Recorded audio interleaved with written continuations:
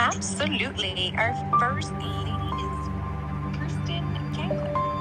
Ooh, that's exciting. Okay, Kirsten, come on live.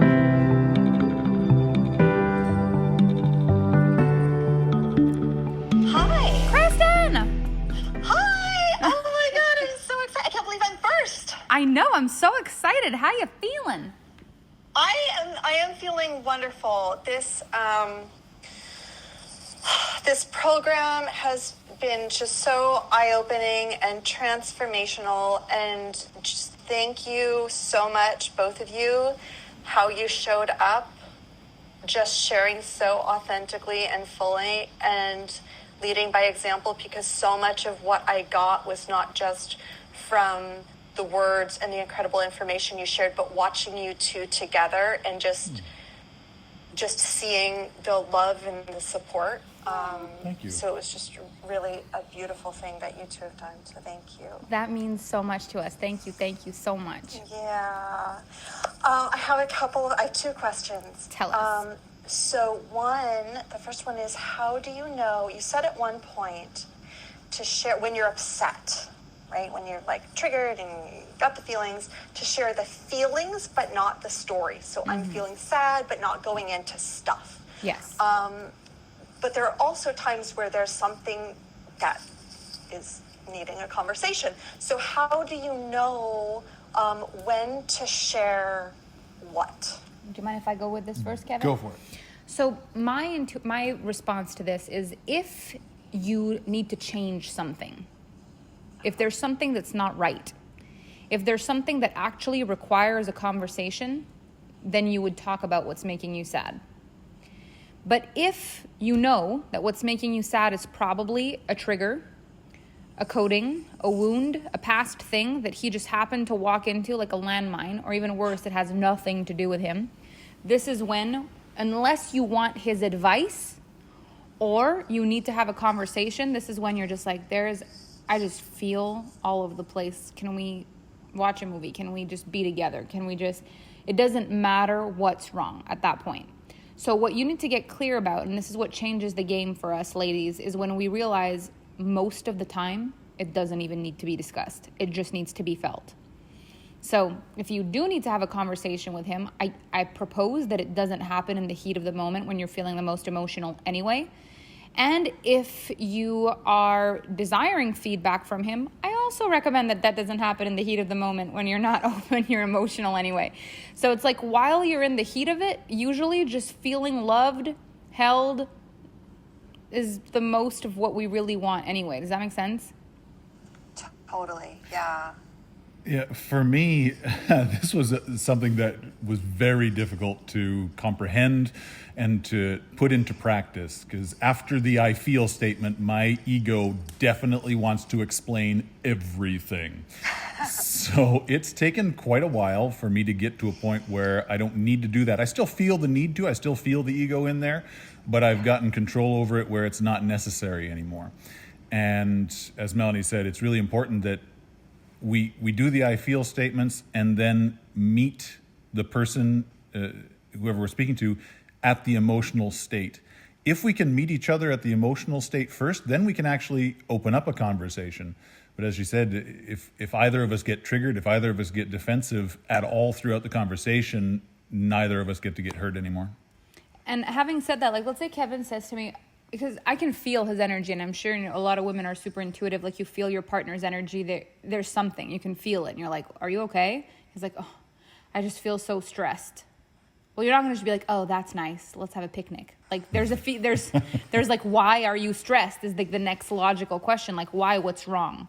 So if he feels like I can support him in that, he'll say, there's just a million questions coming through. There's a million issues going on, or this is happening.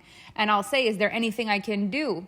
If he says, no, there's nothing, it's just really overwhelming. I'm like, okay, I love you. You've got this. It's just like noticing the difference between I'm sharing my feelings with you versus something's wrong versus something's your fault versus something. There's just so many different energies behind feelings. Mm-hmm. Yeah, that's beautiful. Thank you. And it's really funny because I found myself in a situation and I started, without even thinking about it, I just was like, I feel like I shouldn't be talking right now. So I'm going to, even though I want to, I really want to say a lot of things right now. I was like, I sort of feel like maybe I should get off the phone here. And then I started reflecting back and I was like, oh, okay, look what I'm doing. So Yes. the stuff is, it seeps in. It seeps in. So good. Excellent. Thank you for that. The other question I had is, if you can, this is all about the energetic match and moving into being an energetic match for something new. And I'm wondering if, how would you just sort of describe, like, how do you shift to be a new energetic match? Is it like holding a desire for it, holding the standards? Like, how do we move into the new thing as sort of like just a foundational thing to have present as we do that? So in my experience of this, I knew that I was a match for something different because I was different. So when I imagine a relationship, the visual that comes to me is like you could take this relationship, this ball, which is a complete relationship, and slice it down the middle, and you'd be able to see how both halves come together. And they fit because they fit. So if one half is very, very small and the other half is very, very big, when you put them together, it doesn't create a circle. So for both halves to be sliced down the middle and come together as a circle, there's equal power. Even though it may look different, it's equal power. So for me, when I think of who I was when I was a little half, when I brought a little half to a relationship, is I was jealous and very on edge. I was judgy. I was afraid, always. I was imagining the worst, needing a lot of everything, constantly making him the reason, the problem, the project. That was my half of the circle. So if we were to mirror that with an energetic match and complete a full circle to the size of the half I was bringing, to complete that as a whole, the other half would need to be able to receive all of that without ever being uncomfortable about it or never being like, that would have to be like what they were a match for. So we would fight about exactly those things and they would require exactly that attention from me, and the fights would be an energetic match for the fight I brought to the table. It was this perfect circle where I brought half. When I look at this relationship where I am now, the energetic match is I desire a life of joy and of romance. I take time to set up spaces, moments where we feel good. I want to create intimacy and beautiful moments for us together. I'm calm. I work through my stuff the majority of the time. If I ask for help, I'm open to receiving it, and I'm actually open to listening to feedback. I'm happy to be an equal partner. I don't need to be right all the time. I don't need to be bigger than. I don't need to be squishing. I want him to feel happy. My dream is that if he's a fly, if I was in a room and I could hear him speaking to someone, he didn't know I was there, and someone asked him, how's your relationship? I would be so happy in my heart with what I heard as the answer. Like he would be happy. I would hear he's happy. That's my half of the circle. So it only makes sense that to complete the circle, the match I'm receiving is a man who enjoys the intimacy, who enjoys those moments of us together, who wants to reciprocate and create that for one another, who knows how to dream with me, who knows how to be with me. Like that's the other side that I'm receiving. So when you look at being an energetic match for something different, the first thing, as crazy as it is to know what you're a match for, is you look at what you have. People want to think like, I'm not a match for this person, but it's like, you are. The question is this the person you want to be a match for? I'm not a match for this circumstance. You are, or else you wouldn't have it. Right. So it's like, this is the full image. Who you are and what you have, that's the full circle. You're responsible for whatever you brought that matched this to be a full circle. If this isn't what you want, you've got to change. And as the result changes, you know you're a different match. That's beautiful. Thank you. It's my pleasure. Thank you for those questions. Those are beautiful. Yeah, thank you both so much. I appreciate you guys. Thank you, Kristen. Thank you. All right, Emma, tell us, who is our next person? Up next, we have Jen Norlin. Ooh, fun. Jen. Hello. Hello, Jen. Hi. How are you? We're happy. Awesome. All right. How are you? I'm doing well, thank you. Good. This is a great way to end my day. I've been working all day, All so right. this is a great thing to step into. Yay. So, first of all, I would like to thank you both. I kind of went back and forth on this. I just ended a long-term relationship, and didn't know if this was really the right place for me to come into. And I have to tell you, I'm so happy that I did this course with you, and just want to thank you both Thanks. for Oh, thank you. everything That's awesome. that you brought to this. So I asked a question actually in the group, and Vanessa encouraged me to ask it in here. So I'm just going to read it. Perfect. And see what you guys have to say. So like I said, I recently ended a little over 10-year relationship with the man who really helped me raise my girls. I went through a divorce about 13 years ago. My girls were young. They were 10 and 3. And he stepped in about 2.5 years later. I very consciously stayed single so that I could really get to know myself outside of my marriage. I was very young when I married. And so I knew that, like looking back now, I knew he was my energetic match. And I knew it the second that the very first look that he gave me.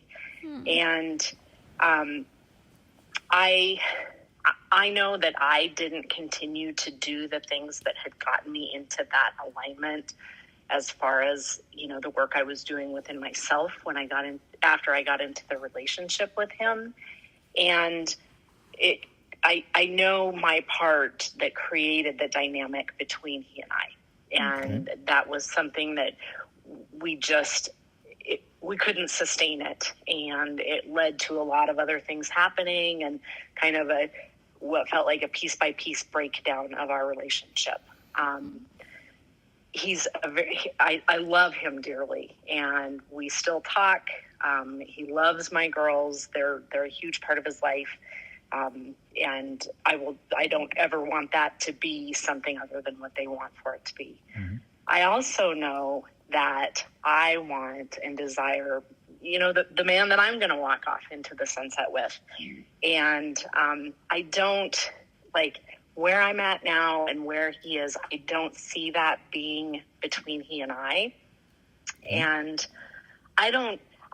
what I'm struggling with is how to navigate. I still have these energetic ties to him, and he's still a friend of mine. I'm still kind of his person because he doesn't have a lot of people. He moved to a different state because of a business that he has and needs to be there. So he doesn't really have people there that he can talk to. So I'm still kind of his person, which I know is not something that I can do inside of another relationship. And so I would love to hear your thoughts on, I don't know what to do. I don't want to totally cut them off. But I also know that the right thing for me is to open myself up to something new, whatever form that comes in. Can I go? Yeah. There is a man out there that is an absolute energetic match for a woman who has basically an incredible stepdad to her children. Like, you have a good relationship with the guy that basically brought up your daughters for the last 12 years. And there's a man out there that is going to accept that and say, hey, that's great. We're going to navigate that together. And you just need to know that in the bottom of your soul, in the bottom of your heart, that there's somebody that is ready for exactly what you have. I hadn't thought of it that way, but I know you're right. As long as the boundary is there, as long as your limits are there for the ex to not be a romantic partner anymore, just a friend that, has a relationship with your children, everything can be fine. Everything can be magical. Are you open to meeting a partner that also has kids? I am, and that's something that kind of over the last 10 years, I've thought a lot about. This man, he didn't have kids. He had never been married. He and I we never were married. But that was something that kind of came out of that is, I think it would be nice to date someone or be with someone who does have kids, who can kind of see things from a perspective that's more aligned with the way I see things, because that was part of what became less than energetic match between he and I. So can you see that, like, the best case scenario, if you were to meet a man that also had kids, is that he would have a woman equal part partner that would also be taking care of the kids, that you would get along famously with, where there would be amazing boundaries, there's no more romantic connection, but the kids are held and supported, and it's just like more of a village to raise the kids? Like, wouldn't that just be the best case scenario? Yes, absolutely. You get to offer that to your next partner. How cool is that? What a beautiful thing, where you don't have the crazy ex, quote unquote, where there's a lot of turmoil. I have one of those too, but okay. my ex-husband is kind of that. Sorry, I didn't mean to interrupt you. Go ahead. That's all right. But that's okay. It just means, like, you're not only bringing an issue to the table, you're bringing an issue and a solution. And whoever's an energetic match for you gets to have the support of a man who wants to support your daughters, and, the capacity to hold whatever turmoil there is with the initial ex. But the beauty of it is it's a best case scenario to have a partner that knows how to co-parent. Wow, thank you. I had never even looked at it from that perspective. So, thank you. Well, thank you for this question. I'm sure it's helped a lot of people, actually. Thank you for bringing this. Thank you. Thank you, Jen. Yay. Okay, Emma, tell us, who is next? Up next, we have Mel Buffington. Woo! Mel Buffington, to the floor. Hello, Mel. Hello. Hi. Hi. So I want to do what everyone feels called to do when they speak with you guys, which is to say thank you for who you are. Thank you. And in a world that's so full of, nonsense and superficial stuff, you guys are the real deal, and you're a breath of fresh air. And when I find out someone I know is doing a program with you, I'm always thrilled and excited about it. So just wanted to share that. Thank you. Yeah. So I have two questions. Okay. And also, I was the person who said about your 3 babies. I was called to say that to you. I think because you guys needed to know it was at minimum 3 babies. But anyways, so my first question is kind of personal, and feel free to totally decline this question, but it's coming from this space. I run a coaching company, and we're on a rapid growth curve, which is really exciting. And I will be retiring my husband in the next couple of months to join the company. He already has a role, but he'll be stepping in essentially as COO. And so obviously we're married and our finances are deeply intertwined. We work with money together all the time. But I was super curious for you and Kevin, with you guys not being married yet, and with him having his own coaching company as well as having a role in your coaching company, how you guys navigate some of that financial stuff. And I have to say, in all honesty, I completely missed Sunday night's training. So if you spoke to this, please just redirect me and I'll go watch that. So I think it was on Sunday's training where we talked about the retiring your partner. So one thing that we did talk about that I suggest that you go back to look at is the wording of retiring your partner. Because there is a disempowerment that we sometimes bring to the table as women when we say things like that, where it's like, if your partner chooses to leave his career to join forces with you and create a legacy, that is such a powerful thing. And like the words, I'm retiring my partner, is like, I'm putting this cattle to rest. It's such There's a wonderful image that she gives in the video. You'll enjoy it. Yeah, it's a really good. Kevin's just going to tend to the fire. By the way, we're doing this Q&A. We're in the middle of our living room in front of the fireplace, and now Kevin's putting a log on the fire. But what I would say is the first thing is, in the context of this merger, really empowering him that like he's the man of the hour, like he's the COO of your company. Like this is really powerful.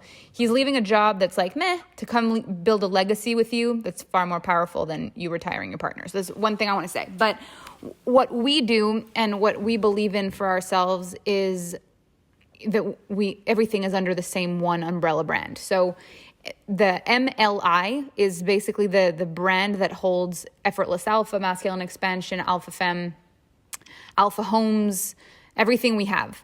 And that everything goes under that big umbrella because yes, Kevin has his coaching brand, but he's also such a huge part of the Alpha Femme brand. So it's like the Alpha Femme brand creates a lot of momentum for his company creates momentum for my company. So we just put everything together under MLI and we operate under this one umbrella.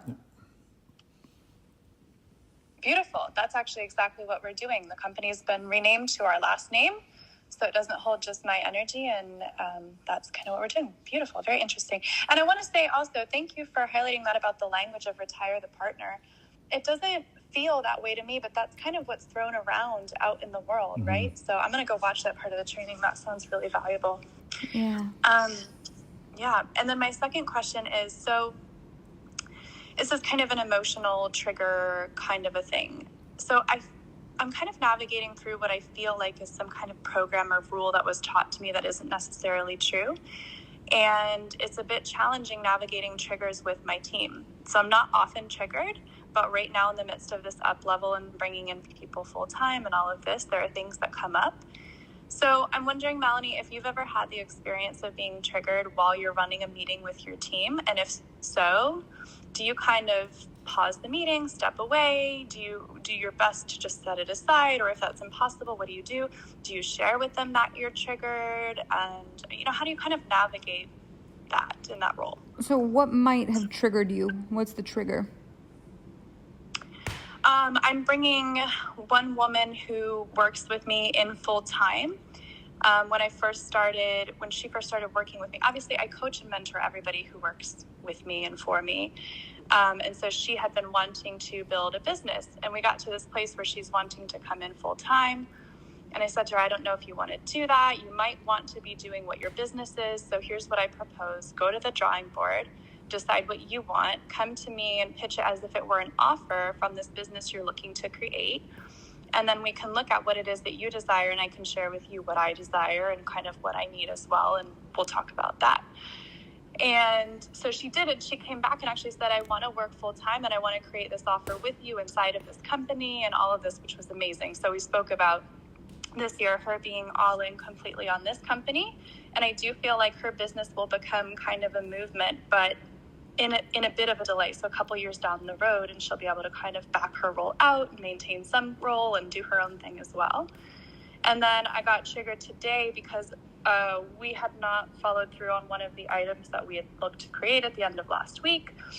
And somehow it came up, this company name that she had started wanting to create came up, and I felt, it's an old thing, I have a history of sexual trauma, so I felt like used, taken advantage of. Oh, she's over here building this business while I'm kind of pouring all of this mentorship and support into her, looking to bring her on full time, but maybe she's not really invested here and she just wants to get what she can get and do her own thing. So I was triggered in that moment in the middle of running a team call. Okay, so here's my response to this, because although Manifest is a relationship based on, or a program based on emotional, romantic relationships, relationships are relationships are relationships. So what we want to be careful of is that the energetics of our relationships are leveled and are balanced. So when you are the mentor, the employer, the guide, the lead generation, the everything to a human being, you are 100% in masculine energy. So the receiving is where the bitterness comes in. It feels imbalanced. So what's happening now is she's receiving this mentorship from you, she's receiving money from you, she's receiving all these things from you, and it feels imbalanced based on what you're receiving. And this will always happen, whether it's a romantic relationship or not. If it's imbalanced in energies, bitterness comes in. So this is why in my relationships with my employees, we do not have a relationship where they receive mentorship from me. These women are coming in only when they are fully capable of doing this job, 100%, even probably better than I would. I over admire every human being on my team to the point where I actually don't believe I could do what they do. They do it better than me.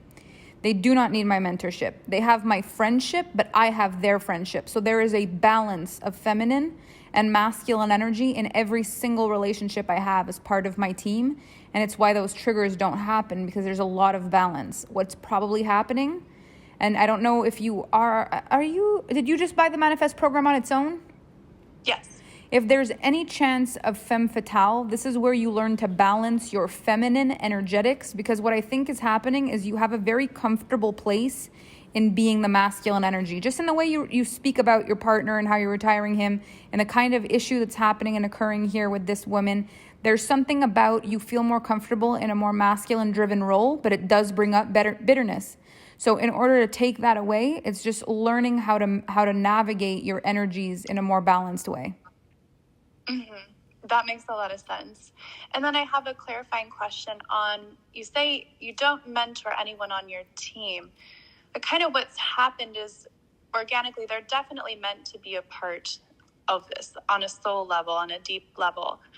And I've been able to identify what their real zone of genius is, and I'm helping them move and evolve their role through the company to land there.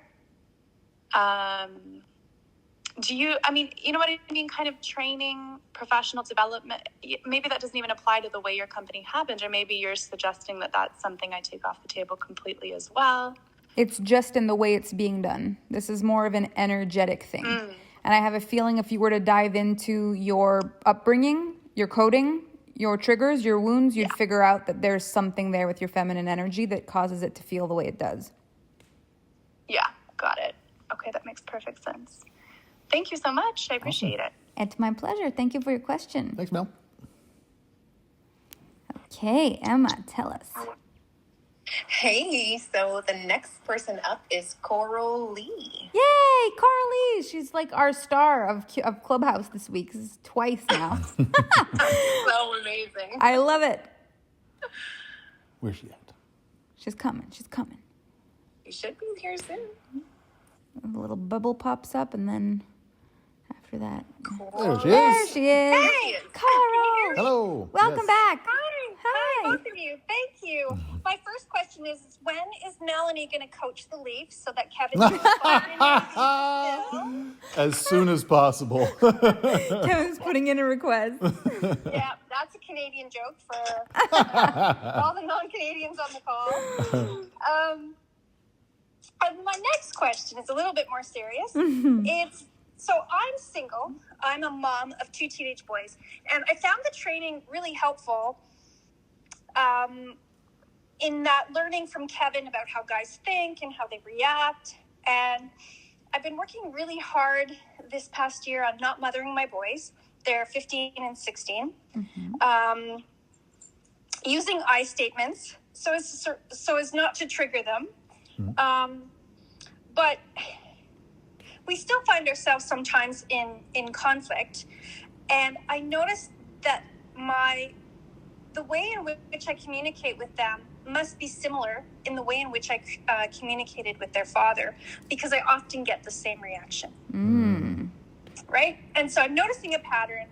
The common denominator is me, obviously. But they've got some learning, right? Some ingrained learning that they witnessed when we were married and living together. So the question is really, how do you manage yourself when you walk into someone else's storm or someone else's fire? So when I go to approach one of my boys about something about the house, like, the coffee maker overflowed and there was coffee everywhere, and it wasn't a big deal, but I just wanted to make him aware that there was something wrong and to be cautious. But I couldn't even get those words out before he exploded. And it reminded me of when Kevin was talking about how guys always feel like they're wrong. And so I could see all that happening, and he just exploded. It's not my fault. I didn't do it. It wasn't me. Why do you always blame me? And I'm like, oh my God. And so I didn't handle it very well at the moment. And then I had some time to go back and reflect, and I'm like, oh yeah, didn't you just learn about this yesterday? And but I'm still not sure how to handle it. And so later on, when everybody was calm, I went back to him and I said, earlier, I just wanted to have a conversation with you. I wasn't blaming you. And I'm sorry that you didn't feel safe in that moment. So thank you, Kevin and Melanie, for giving me those words to give to my son, because it just calmed him down. I could see his energy shift immediately. But my question is more about in that moment, when you're in someone else's storm, when they're in reaction mode, whether it's, my teenage boy or my next partner, how do you manage yourself? What do you do? When the explosion is there, you're in it, there's no getting out of it. What is your response? I have a question, actually. So I have just two little questions before we jump into this. The first question is, what's the relationship with the dad now? Whose relationship? Mine Yeah. or theirs? My relationship is finally getting to a point where I am neutral. Okay. Right? We're not 100% there. There's a lot of trust issues and whatnot. So I am cautious when he's around. Was there like a unfaithful thing happening, or? Yeah, I mean, it was just not a great relationship. It was a very long relationship and toxic and not good. And the boys, do they have a good relationship with their dad now? Their relationship with their dad is very similar to my relationship with him as well. There's trust issues there. Okay. So my second question is, why, or how, this is a better question. How were you feeling about the coffee machine overflowing when you talked to them about the coffee machine overflowing? Probably just a little annoyed, but not annoyed at him, just annoyed at the fact that I had to clean it up. Is it fair to say, maybe, that you came to them with a storm? Maybe. But it was a quiet storm, right? Yeah. So it's under the surface. Yeah, maybe. We can still feel it if it's under the surface. It's probably actually scarier when it's under the surface. Yeah, it's like sitting on top of an ocean. You don't know what's underneath there. That's a good point.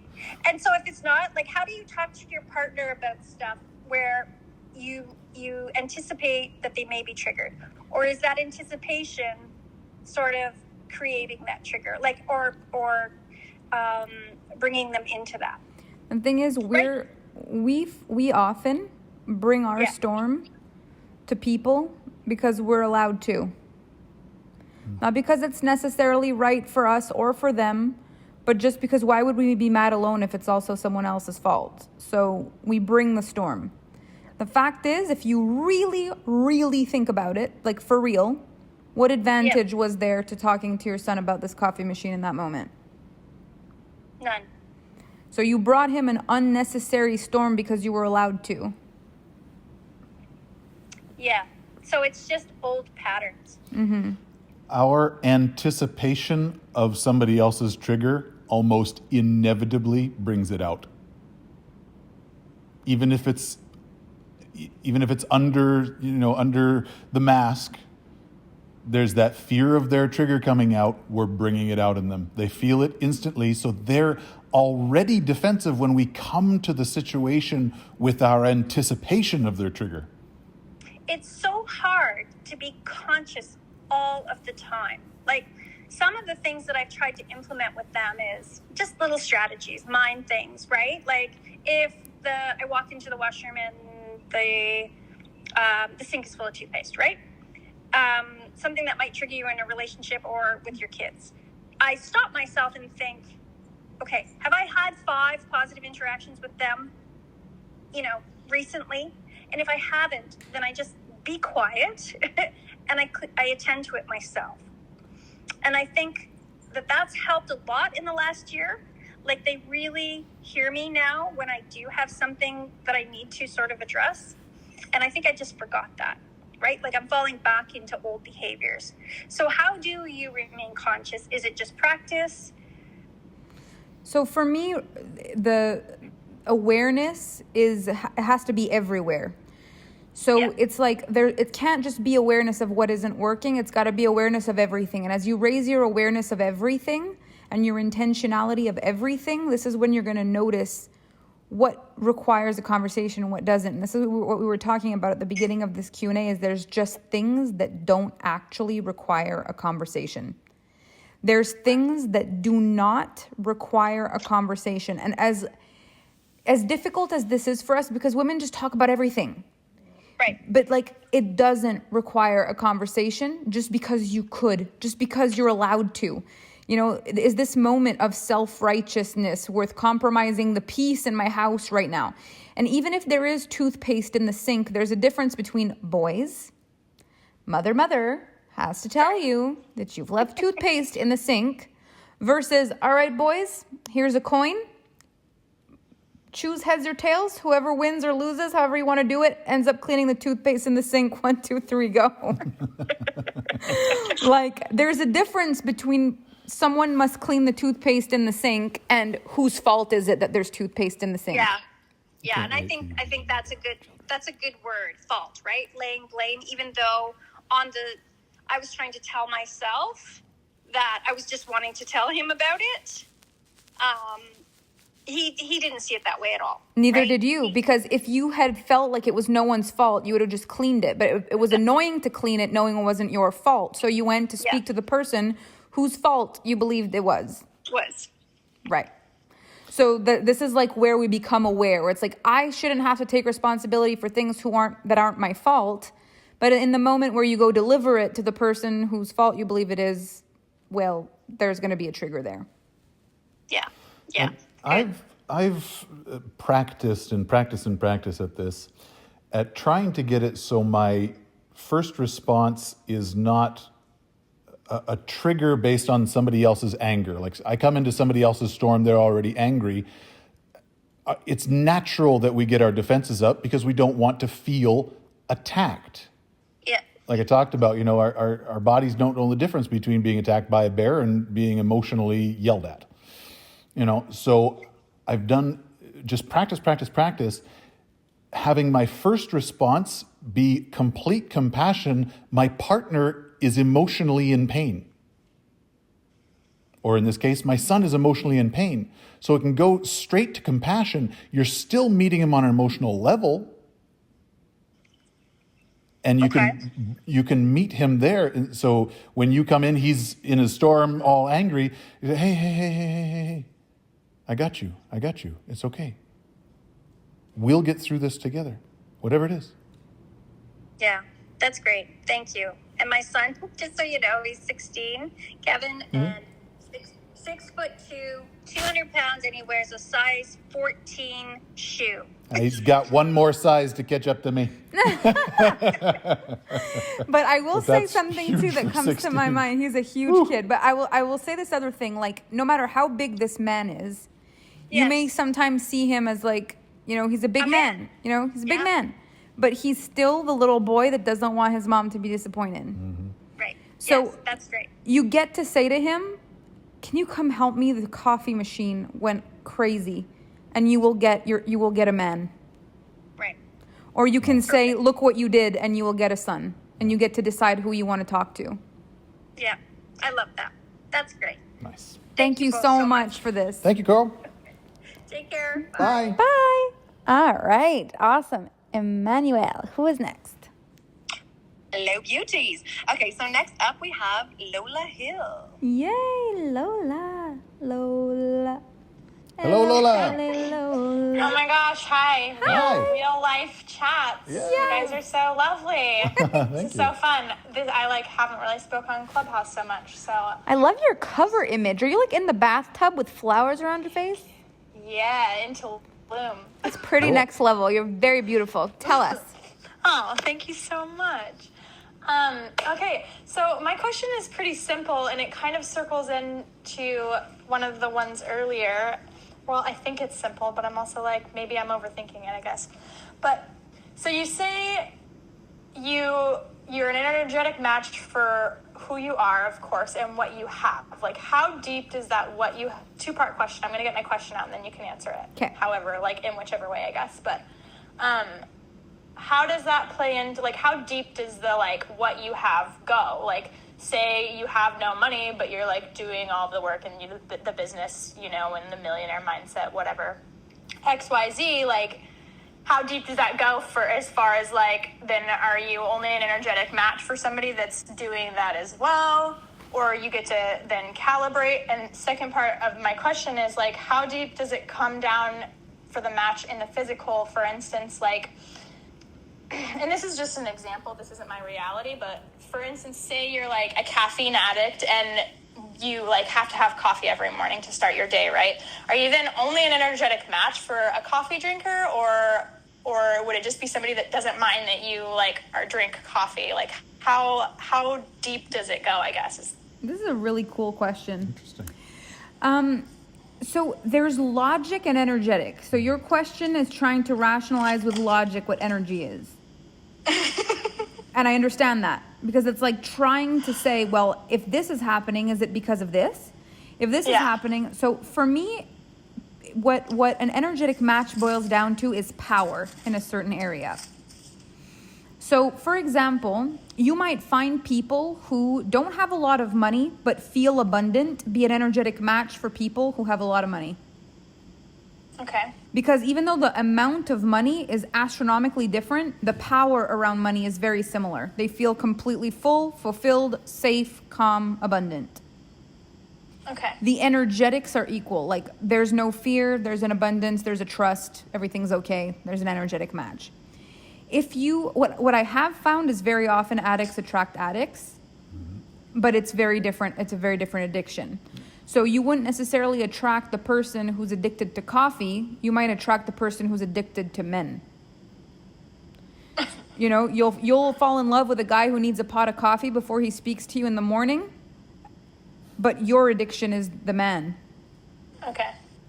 So it's noticing, like, what is it that causes us to behave in a way that's outside of ourselves. Usually there's always something, like when you fall for an addict, there's usually a part of you that's addicted to something. Sometimes punishment, sometimes pain, sometimes pressure, sometimes fear, sometimes something.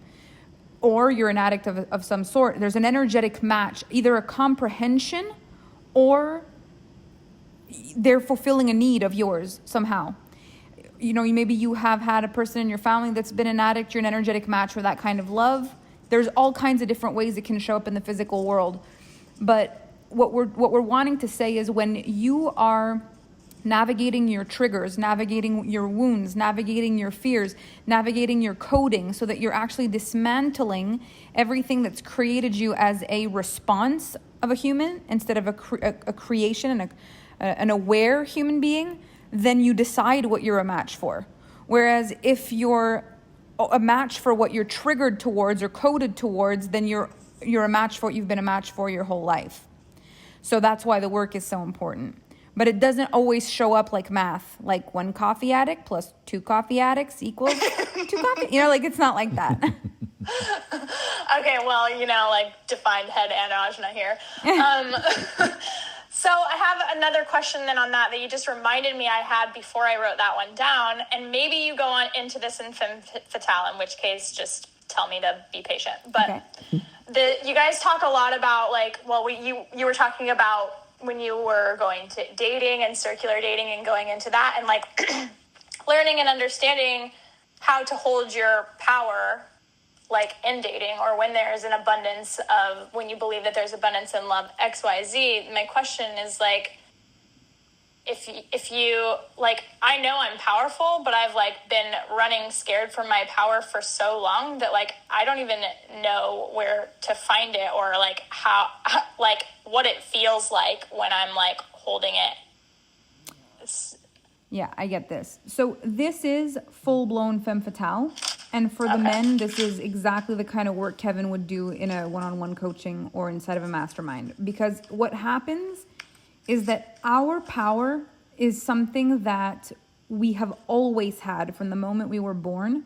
And then we just forgot it, or shunned it, or pushed it away, or tried to avoid it because we thought it was responsible for certain things. Like, we are born worthy. We're born full. We're born with the power. No one's born with pieces missing. We just try to navigate life situations with defense mechanisms when we're kids because we don't understand how to handle power with power. So what we do instead is we just create defense mechanisms. So in Femme Fatale, what you learn to navigate is how to reclaim your power and to move aside the defense mechanisms that the younger self created and to put back the power in its place. I love it. Okay, I'm so excited. Is it tomorrow yet? I'm so excited too. Honestly, I'm so excited. Yes, me too. Beautiful. Thank you both so much. You guys are lovely. I appreciate Thank you. you, Lola. Thank you for your questions. Bye. Bye. Bye. Okay, Emma, tell us who's next. Next, we have Kellyanne. Kellyanne. Let's give her a moment to pop up on the speaker panel. There she is. Hello, Kellyanne. Hi, guys. Hi. I feel like I just won The Price is Right. I'm running down the aisle. Oh, my God. I've been, like, sitting in my seat waiting, and these questions are so great. Melanie, the community that you've created is incredible. It's, like, so great. The ladies are so amazing. Oh, my God. It's like my heart is pounding now just thinking about it. I'm so happy. And sharing with you. Yeah, so thank you.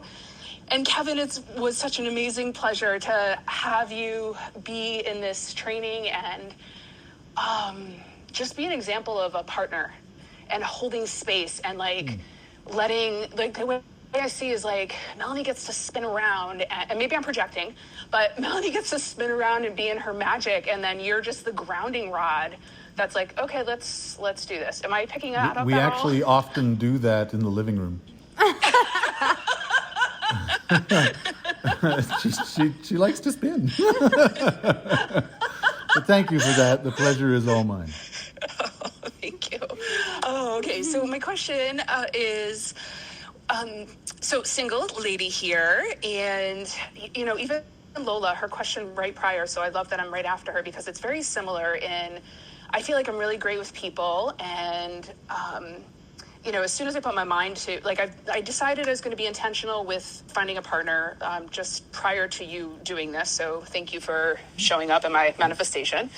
And then, yes, and the first day I signed up, I got connected on a date, and it's been like over a year. And so it's like, you know, even being in your energy, it's like so easy to tap into that field. Woo. Yeah, so I just, like, seriously.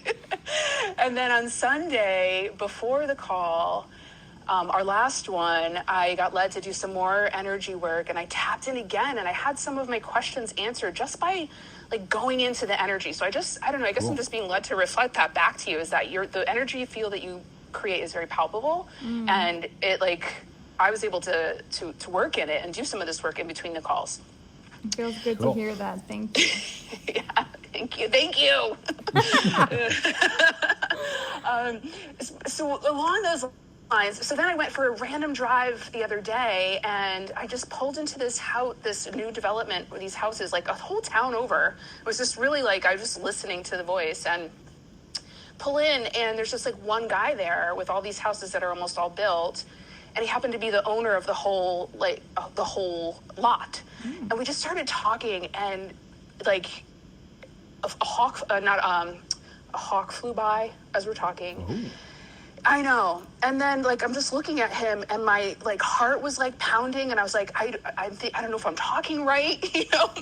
So it was like that next level, that kind of Lola was even, like, I don't know, I felt like that's where she was going too. Or you even were saying, Melanie, is that it's like I'm ready for that next level, but because of some of the old stuff that I've worked through, and I know how to work through it, but it's like, okay, whoa, I'm here, I pulled it in, now what? Like, how do I hold it and not I don't know, sound like a bumbling idiot? And hold the calibration, because even if it's not this guy I randomly met, the fact that he showed up in my reality and I had that energetic feeling knows that he's in close. So how do I hold that? Okay, I'm done talking. Well, I'm curious about something. In what reality does because you were a bumbling idiot make you a mismatch? Oh. Ooh. This is the thing with feminine energy. We don't mess it up because of what we do. Who you are is who you are is who you are. He will fall in love with all the things that you are. A bumbling idiot, if it's a part of who you are, will be part of the traits that he talks about on the speech at your wedding. Like that's the truth about the way men fall in love. We are not loved for what we do. We're not, he doesn't fall in love with you because of your perfectly executed speech pattern. He falls in love with you because of who you are. Women fall in love a lot with the doing because the masculine is a lot in the doing and the results, and that's like a big piece of it. So we expect men want that from us, but they fall in love with the magic before anything else. There's a feeling. And it's very possible that this man, works really hard, doesn't maybe meet a lot of quality people, and then you come along and he's just as giddy as you are, and you bumble through something and make him feel so proud to be him. In that moment where you're feeling flustered and he's like, oh my goodness, I didn't realize I had this power. Oh my, this is great. He may not have a lot of people who make him giggle. He may not have a lot of people who make him laugh. Like Kevin always tells me one of his favorite things about me is to make him laugh. 100%. So I might think I'm over here working hard, trying to be the sharpest shooter, making all this money, having a brand that's on point, trying to look all just right with my fancy stuff. And he's over here like, my favorite thing is when you spin in the living room and be funny, Right. All right, so it sounds like some, I don't know, just this next level, like, I don't know, it's just like a switch in energy. It's like a switch in, like, it's so much more, it's not so much about the doing or who we are or what we do or what we produce, but just the essence of who we are in our feminine. Yes. Yeah. And if he makes you feel bumbly and silly, that's cool. Right. It's like you lean into that. Whatever feeling you're feeling, that will bring more proximity than you being able to have your feelings under wrap anyway. Okay. And so how do I, there's really no contact with this guy. It was just this random. So how do I, hold this until, the next guy or he comes around? Like, how do I, hold this energetic match? So everything you loved about that interaction... Yeah. And everything you didn't love about that interaction is now part of your energy field. So what you would focus on is everything that you love. If it made you feel giddy, if he had the power to make you feel like a schoolgirl a little bit, if you felt nervous, butterflies in your stomach, all that you're like, yes to this, I want to feel this. This made me feel so alive. You go back to that memory, you relive the butterflies, the smile that comes up on your face right away. The feeling that he had the power to make you feel giddy, like all that you love, you relive that as often as you want. And then you're pulling it closer. And then is there anything you could share about and the stories that come up sometimes? I mean, you touched on it a little bit with Lola too about, because we would clearly not be a financial match at this point in time. But that's something that I do want to be able to hold for myself. So what you've got to see is that's not how it works. Yeah. So Okay. in the energetics, so when we talk about energetics, it's equal power but different. Right. Equal power but different also means you can sit with a person who makes 20 times your income and hold your own. That makes you one of the most powerful people in the room. So he could be so rich, but the only people he knows that are able to sit with him at the table and make him feel like a human are people who make as much money or more. And then all of a sudden he meets you. You don't make as much money as him, but he feels just as real with you as any of those rich people. And with you, though, there's also this admiration piece that he doesn't usually get. There's this... He gets to take care of you, which brings out his manliness. There's all these other aspects of it. But because you're able to hold your power around his power, you're a match. Equal power, but different. That's perfect. Yeah, that's gold right there. Thank you. Of course. And, this is why you'll often see the celebrity couples that work the most are the ones where the celebrity ends up with a non-celebrity. That person who's able to be with a famous person and not freak out is so freaking powerful. Because I don't know about you, but you give me Brad Pitt and I am looking over my shoulder every second of every day like, you know, he's on teenage girls' walls. People watch him in movies, Right. all the actresses, the sex scenes. I can't hold that. There's no way. Right. But then give him Jennifer Aniston, one of the most beautiful, powerful, you know, people making millions of dollars an episode for Friends, and she can't hold it. Right. But then it may be this next woman who's just this powerful woman in an outside thing who's got so much power and is not threatened by the acting, is not threatened by the money, is not threatened by the sex appeal. All of a sudden she's an energetic match and it holds. So it's like, it doesn't mean it has to be the same. It's equal power, but different. So good. So good. Yeah. That was awesome. Nailed it. Yeah. Thank you. Can I ask a question on that really quick? Go for it. Sorry. Just is the understanding to go into that of what you just said, equal power but different, in that we all are at a baseline of capable of the same amount of and same level of power? Yes, and if you haven't done calibration keys, this is the whole point of calibration keys. Yeah, I listened to it. I just really wanted clarity right there. Yeah, we are all powerful. Equal power, but different. And when we get to see that in the world, there is nothing we can't be, do, or have. Beautiful. Thank you. It's like the pedestal of everything. We put everything, every time we put something on a pedestal, whether it's the man, the rich man, the successful woman, the artist, the TV personality, the mayor, the politician, the person who's in charge of your company. Any person that you see as more power is an energetic mismatch for you. Equal power but different creates proximity. Proximity to power is how relationships are built. Bam. Nice. Kevin's my biggest cheerleader. I tell you. Yeah. Oh, that's what I want. A cheerleader. So I want a cheerleader and a grounding rod. I love that. Well, Yeah. you get to have that. I do. Absolutely. Thank you guys so much. You're amazing. This was really awesome. Thank you. Kellyanne. Thank you. Thank you you. so much.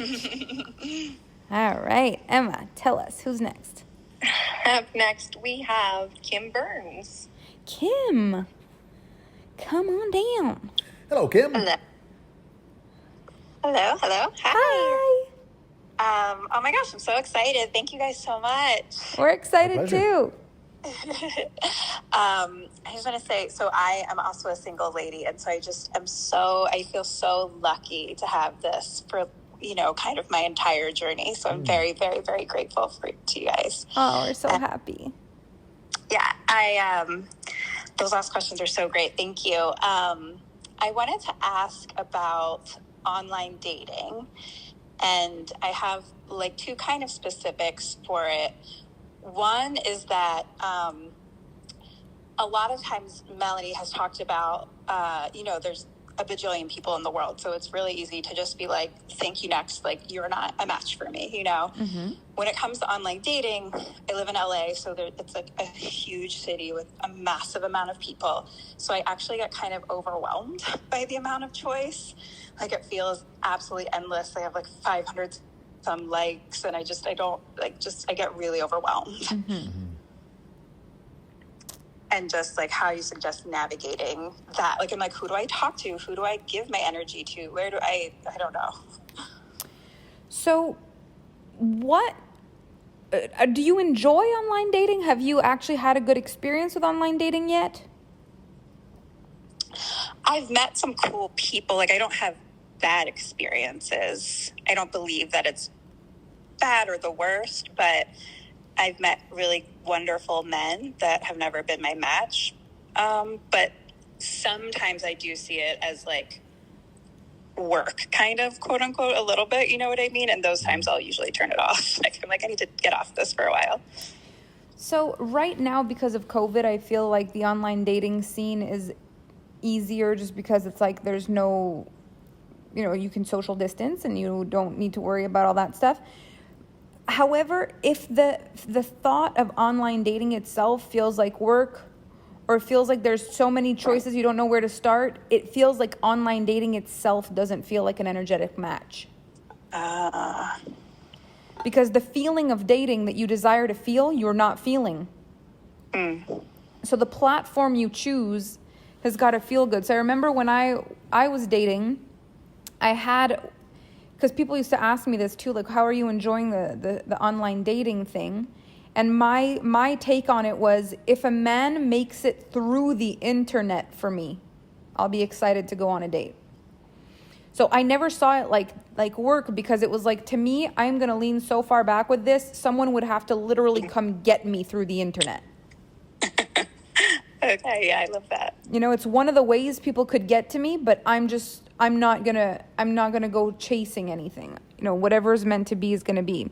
But it is true that for me, the best dates were the ones where I would randomly meet the human being, like at the coffee shop, at the gas station, at the corner store, in line somewhere, you know, just at the restaurant for lunch, and then someone walks over. Like that was, or like a friend, you know, going to a barbecue, then there's a friend of a friend, or going to a thing, or meeting Kevin through work, or whatever it was. Like those connections always felt more effortless for me. So I'm not really shocked that that's how I met Kevin.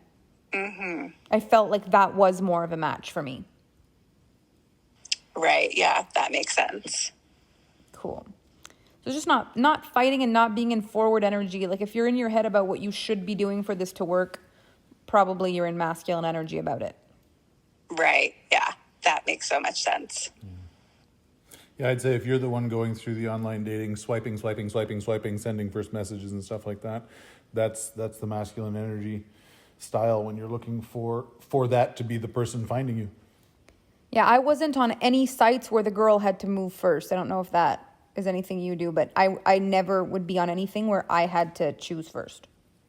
No, I deleted that one halfway through this program because Awesome. Yes. Awesome. I was like, nope. Yeah. Okay. This might be a moot question at this point, but I guess my only other question was the energetics of the profile itself, I guess, and specifically putting it out there of like, I'm looking for my person and the one and the man to ride into the sunset, you know, and just putting it out there. So this is interesting, and I can't wait to hear Kevin's perspective on this. But one of the things that I believe about the dating profile is it's the same kind of thing as the Facebook profile. So it's like, you know, when you look at my Facebook profile, it says, she who leads herself, high performance lifestyle coach, luxury brand business coach. If you take that sentence to try to define me, there's just no way you'll ever get all that I am. And if you know me, that's the last thing you would say to define me. But it's cute and it's catchy. That's what an online profile is. It's cute and it's catchy, but it has nothing to do with you. Right. So if a man is only looking at profiles to find his person, he's probably not your match anyway. He's going to get a vibe from the way you wrote it. He's going to get a vibe from the way you look on your pictures and the way you wrote the thing. And those are things that you're not responsible for. Like, no matter what you wrote, it would be the way you wrote it that would catch his attention more than what you wrote. Yeah, because my suggestion was going to be, if you're trying to create the perfect profile, it's coming out of logic and out of your brain instead of from your heart. Whatever you write, make sure it's the truth of your heart. You could change it every day. Literally, like it could say, one day it could say, I'm so excited to be here. You know, love is exciting to me and I'm ready to find the one. It could say that one day. And the next day it could say, I'm so sick of online dating. I'm so sick of online dating. Can't you just manifest yourself already? Exactly. Apply within. Yeah. You know, it wouldn't really matter. It's like, what's the truth? Because the person who's a match for you, they're gonna find you. Yes. They're gonna get your vibe, and they're gonna find you, and that's it. Totally. I love that. Thank you. Awesome. Thank you for those questions. Thank you, Kim. All right. Who's next, Emma? Okay, so up next I have Ella. Ella. Just love repeating the name of the person excitedly. Hello, Ella. Hello. Yay, Ella. So happy to see you again.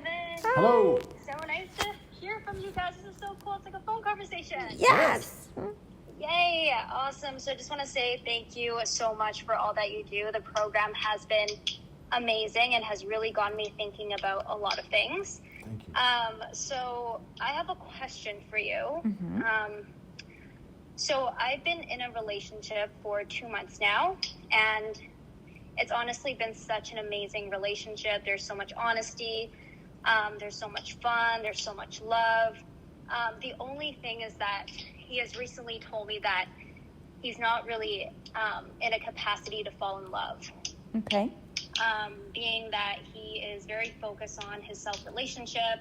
And I guess it's a little bit confusing for me because, you know, he's buying me flowers on Valentine's Day. He's saying really kind things.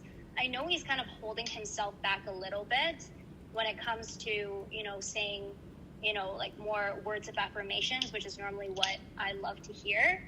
And so, yeah, I guess I'm just kind of trying to figure out right now, you know, where is it that I need to be patient and this is something that can happen over time?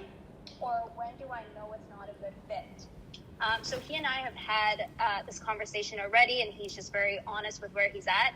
He was like, this is not anything about you. Like, you matter, and you matter to me so much, and I care so much about you that I want to be in a relationship with you. Because before he met me, he was like, I don't even want to think about being in a relationship because right now I want to focus on myself.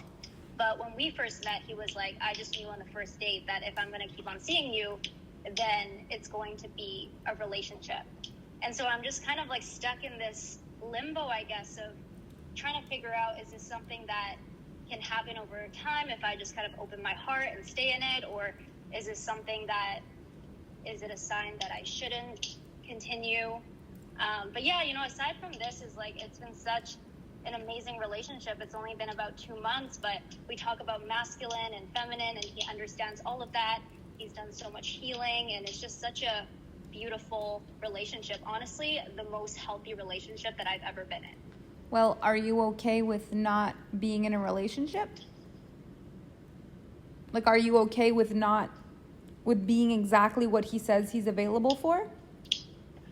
So, yeah, well, I guess, like, he wants to be in a relationship. It's just that he said he can't really fall in love. And when I was asking him about, okay, like, how does that work? Because in my brain, I was like, I don't get it. Like, you're doing all the things. And in his perspective, it's like, I guess the infatuation, like, the more, you know, you're beautiful, I love you, that he is not yet ready for.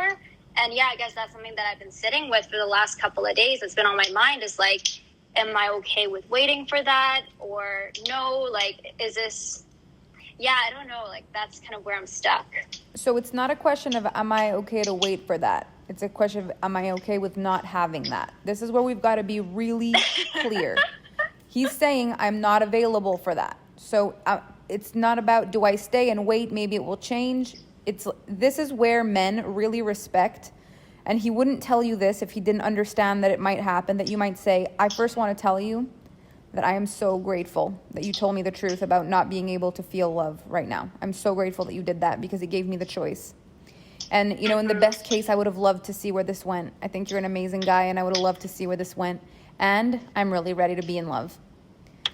So I want to respect you and what you're ready for, but I really want to respect myself and what I'm ready for. And although I'll probably always wonder what could have been, I'm going to end this tonight. In that moment, if he was really serious about not falling in love, he's going to say, I'm sad, but it's what's best, and I understand. If he wasn't really serious about that, and he realized he really likes you, he's going to change his tune real fast. Mm-hmm. But you've got to be ready to either stay because you're okay to have exactly what he gives you, or go because that's not what you want. Those are the two only options. Yeah, we had this conversation actually the other night, and basically what he said was exactly what you just mentioned. He was like, you know, no matter what happens, we'll stay in each other's lives because we have such a great connection. But he did mention that from what you're telling me, it sounds like this is not what you want right now, and I don't want you to build resentment over time. And so, you know, if it is a matter of us becoming friends and continuing the relationship in that capacity, then I understand. But So, this is yeah, I this is think- also him taking for granted that he's going to have that with you, because that's not necessarily okay with you either. Yeah. I know that for me, if a man said that to me, I would say, okay, so I want to be very transparent with you. That's not actually on the table. Like, I don't just stay friends with random men I would have wanted to love that don't love me back. That is not setting a good precedent for next relationship. Right. Yeah. So, if this is the case, this is scary, because I can feel that you feel for him, and that is scary. But if you know that this is not what you want, and you desire a relationship with a guy who looks at you and can't think of anything other than just telling you you're gorgeous and he loves you, if that's what you want, then this guy can't be it right now. It's not it. But there's so much greatness about it, and I totally get that. And also, you don't want to be his friend. So it's not a match for you to stay friends with him just because it's a match for him to be friends with you. The nice thing is you've attracted a guy who's very open and honest about where he's at. Yes, I agree with that. But he's also not making any decisions. So if you don't feel like you can be friends with him, like I don't think I could be friends with a person that I wanted to love me just like that, just transition into friends. So, what that might look like is I'm really grateful that you were honest with me, and in the best of worlds, I would have loved to see where this went. I think you're a great guy, and I feel a lot of chemistry. But I think it's really important that I honor myself, and for me, we have to end the relationship. There's no friendship available because I feel for you beyond what you feel, and I want to respect that you're not ready to feel what I feel. So we've got to end it tonight. Yeah. Ooh, It's scary. I'm like tearing up here. I know. But I think this is what I needed to hear, because I've just been talking to, different people, getting different perspectives. And, like even hearing from my sister, she was telling me, she was like, perhaps, she was like, maybe you just have to be realistic. And honestly, I think, thank you both so much for showing me what's possible. I'm like getting emotional, but thank you both so much for showing me what's possible, because when I watch your live videos, I was like, that's what I want to experience. And it is sad to be in something that feels so close, checking off so many boxes that I've asked for, and I can see myself getting closer and closer to what it is that I fully desire. But I think you're right in the sense that if that part is missing, then it doesn't make sense to, stay around and wait and hope for that. And same as it doesn't make him a bad guy to tell you he's not ready for love, it doesn't make you a bad guy to say you can't be friends. Yeah. Yeah, that's true. You're both going to be okay. Yeah. And you're just getting closer and closer to what's 100% yes. Yeah. I feel it. Just scary, but for sure. Thank you so much for that perspective. So much love. Thank you. Thank you, Ella. Thank you, Ella. Okay, Emmanuel. Who's up next? Hey, you took my line, Kevin. The next person, must you know, is Sabrina. Sabrina! See, I did my thing. You didn't take that from me. I wait until the bubble pops up. Oh, Sabrina! Hello. I did both of you at the same time. Yes. Oh, I just always love it when you speak. I love your voice. Who am I? Yes. Oh, stop it. Never. Tell me more. Oh my God, that voice. Right? I'm telling Cool you, accent. it's the best accent. The best. Oh, I love it. Thank you so much. Well, actually, this is really exciting because that's the first Clubhouse. And then what an honor to actually chat to you both today. So, boom, boom, winning in the house. So I'm going to bring a little bit of a funny, transparent situation because, I'm in a really good space. I'm happy Smitty kitten, I'm at life, really practicing the feminine, business is booming, life is booming. Woo. And which is great, exactly. Yeah. And I think until very recently, I was very much about, right, I need the man to be a certain way so that I needed to calibrate. And something has happened with a brother of my best friend. Ooh. Let's say we kind of had a bit of fun, and which was a kind of bit of a running joke. I've known this guy for 2 years and he's a beautiful soul. never saw him as a potential match, because in my mind I was like, no, the guy needs to be, a certain way and needs to be there. And all of a sudden this guy pops up, and now we're both like, I think we are a vibrational match. Yes, we are definitely a match for now. Let's explore this. And obviously now all the giddy feelings are coming, the oxytocin, the fun, and at the same time navigating the whole leading back and let him message you first, and don't be the ballsy Sabrina that you used to be, and all of the fun stuff. Now, I guess the question, and I don't know if it's more of a question or like a clarification, the situation that he's in, he's a widower to 3 kids. That kind of makes the situation obviously a lot more one that you have to have a lot of compassion for, and I get that. I can see how I can be that safe space, and I can see by the conversation.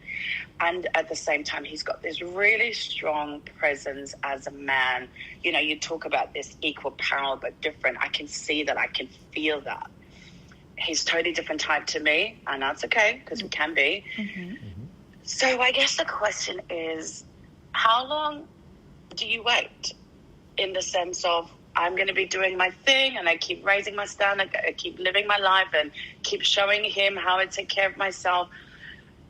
What's like the point where, that you go, okay, so you're going to move with me or not? But not because I need you to, but because I want you to want to. Does that kind of make sense? Okay, so this is a super masculine energy question. It's like, of course. How long until the goose is cooked?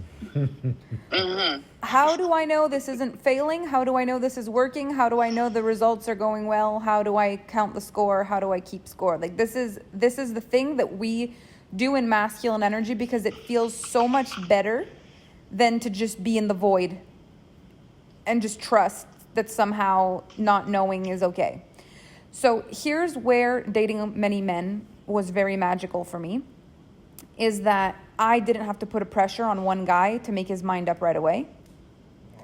And I didn't fall in love with one guy imagining what happily ever after would look like until I actually knew that he wanted me to do that. And I got to figure out, what is actually typical time frame for someone to fall for someone. Like, what is it? Is it meant to be? You meet someone and you know right away, or is that just what we do? Like, what is it? I realized I just didn't even know what was right and what wasn't right. So what I would suggest for you here is one of 2 things. If you are so ready now to be in a committed relationship, this is what you want. You want to be in a committed relationship. And this man is not making moves like he wants to claim you yet, but you don't want to necessarily see someone else, because if he wants to do this, you're open to doing this. You don't want to break it off because he's taking too long, because you want to give him space and you want to be sensitive. You don't want to tell him that you're ready for him because you don't want to be in masculine energy and mess all the things up. It's like, what do I do? So it's just, you've got to get clear on what your experience is that you want to have. Like, what do you want?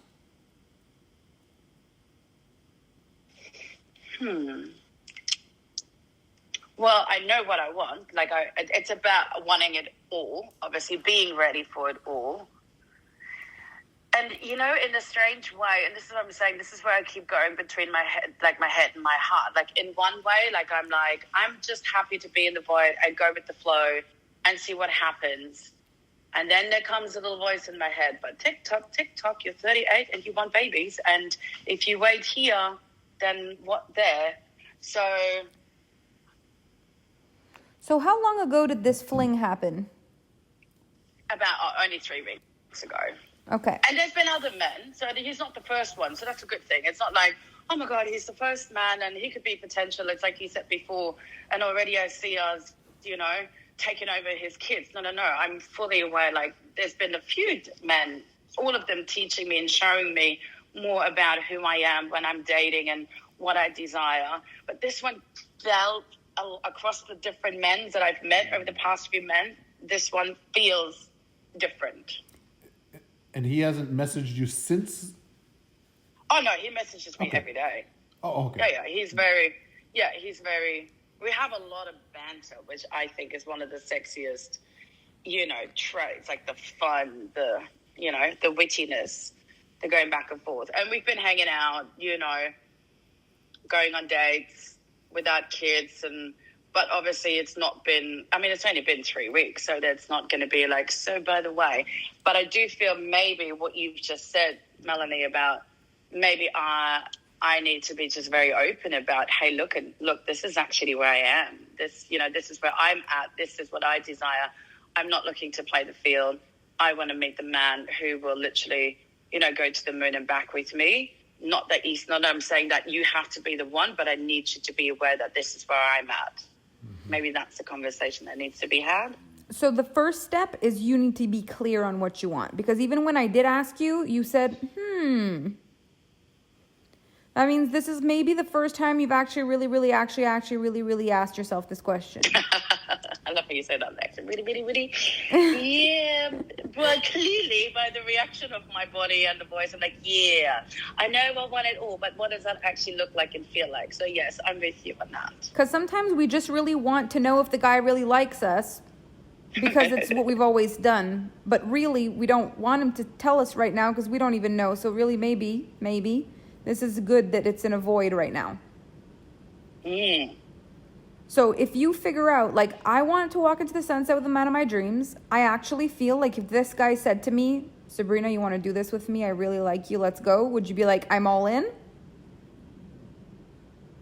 Actually, a part of me would probably still shit my pants. Right. So this pant pooping part of you is the one that's causing an energetic mismatch for devotion and love.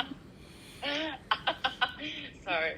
Say that part again. So the what did you say? The pooping part is the energetic mismatch for? So the part of you that is actually terrified of him asking is creating a space for him not to ask. Oh, goodness gracious. It's very interesting to me. You may have attracted this guy who is going to take a long time because he's protecting his children. He's, he lost a wife once. There's probably some pain protection there that he's going to take a long time. So your pants pooping protection of yourself attracted a guy who's got his own protections. Now, the beautiful thing is when you actually know what you want, your energy changes. So even without having to have a conversation, the energy changes. So even before having a conversation with him, I would just suggest multiple conversations with yourself until you're clear on what you want.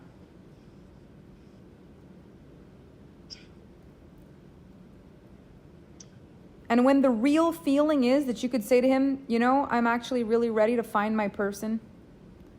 And I know it's still early days for us, and I don't know how you're feeling or what, and I know you've been through so much, and there's your kids, and there's so much, but I really am ready to find a life person. And when you said that, you wouldn't be afraid that he would say, okay, then I want that too, let's go. Like the day that you feel like that, it's going to feel different to be with him. But right now, there's a protection in knowing that he's probably afraid as well, so you don't have to do anything.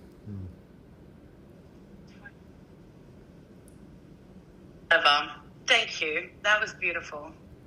Well, thank you. This is an awesome question. Mm-hmm. Thank you, Sabrina. Thank you to both of you for all that you are, all that you do. I have so much love and admiration for you both. So thank you. Mwah. Love you. Bye.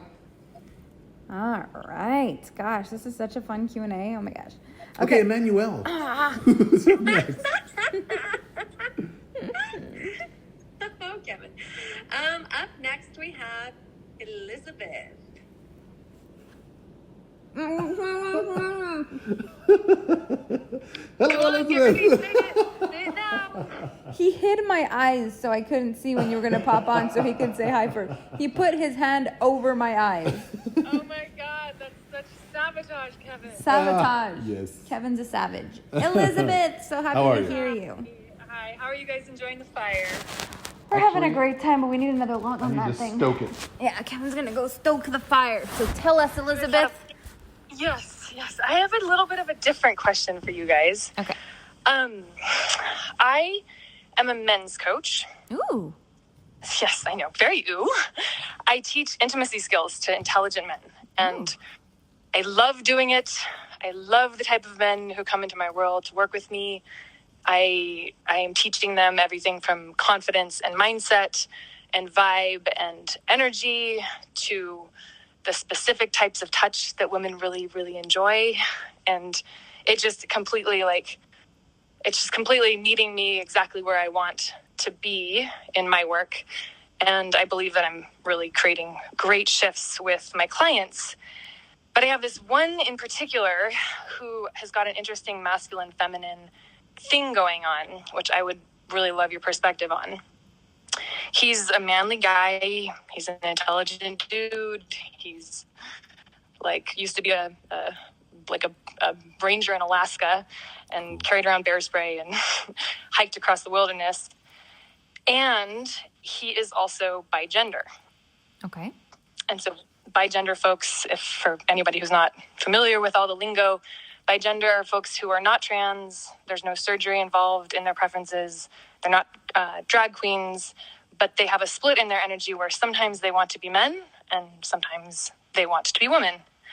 Mm-hmm. And this client wants to find a feminine woman, and he has found himself attracting women who are beautiful and lovely, and they bring, they lead from some masculine, and which makes kind of some sense in my mind if he's running feminine, not just feminine energy as you guys were talking about in the program, but actually he enjoys dressing up as a woman and he enjoys the aesthetics of feeling like a woman during certain times of his life. Mm-hmm.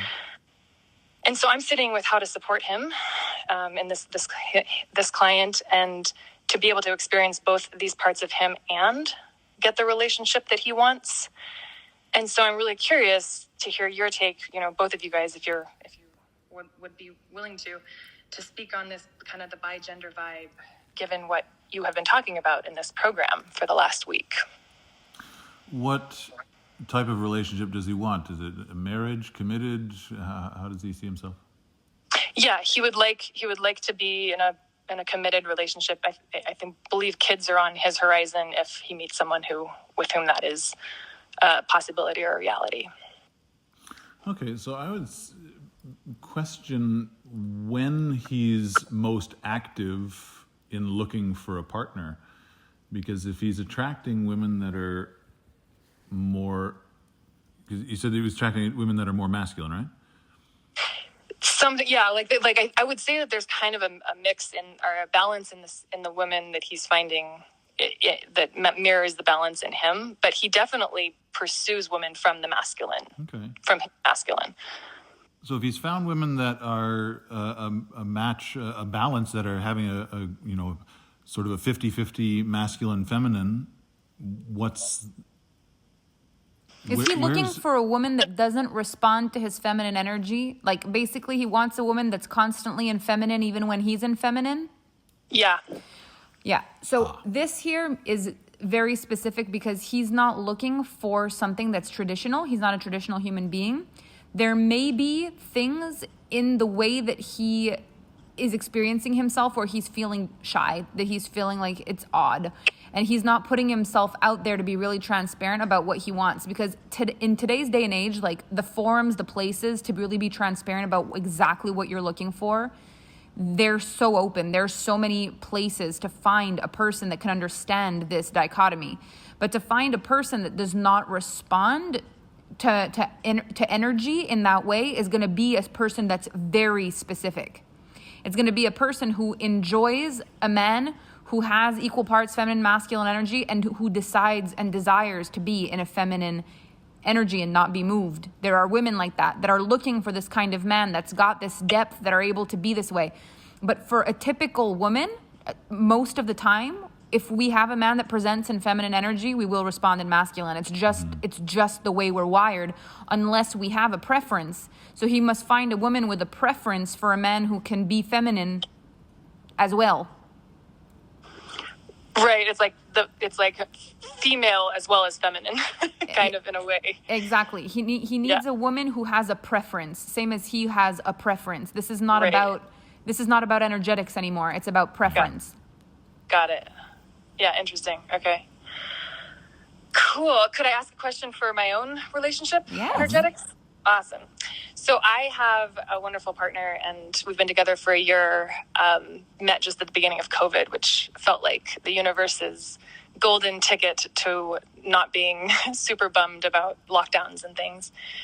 And we have what I would consider I really like it. I find it very healthy relationship, and we're able to state our desires and work through conflict in like a growth mindset. And yet there's this one thing that I really, really, really like that he does, but he doesn't do it nearly enough for my personal tastes.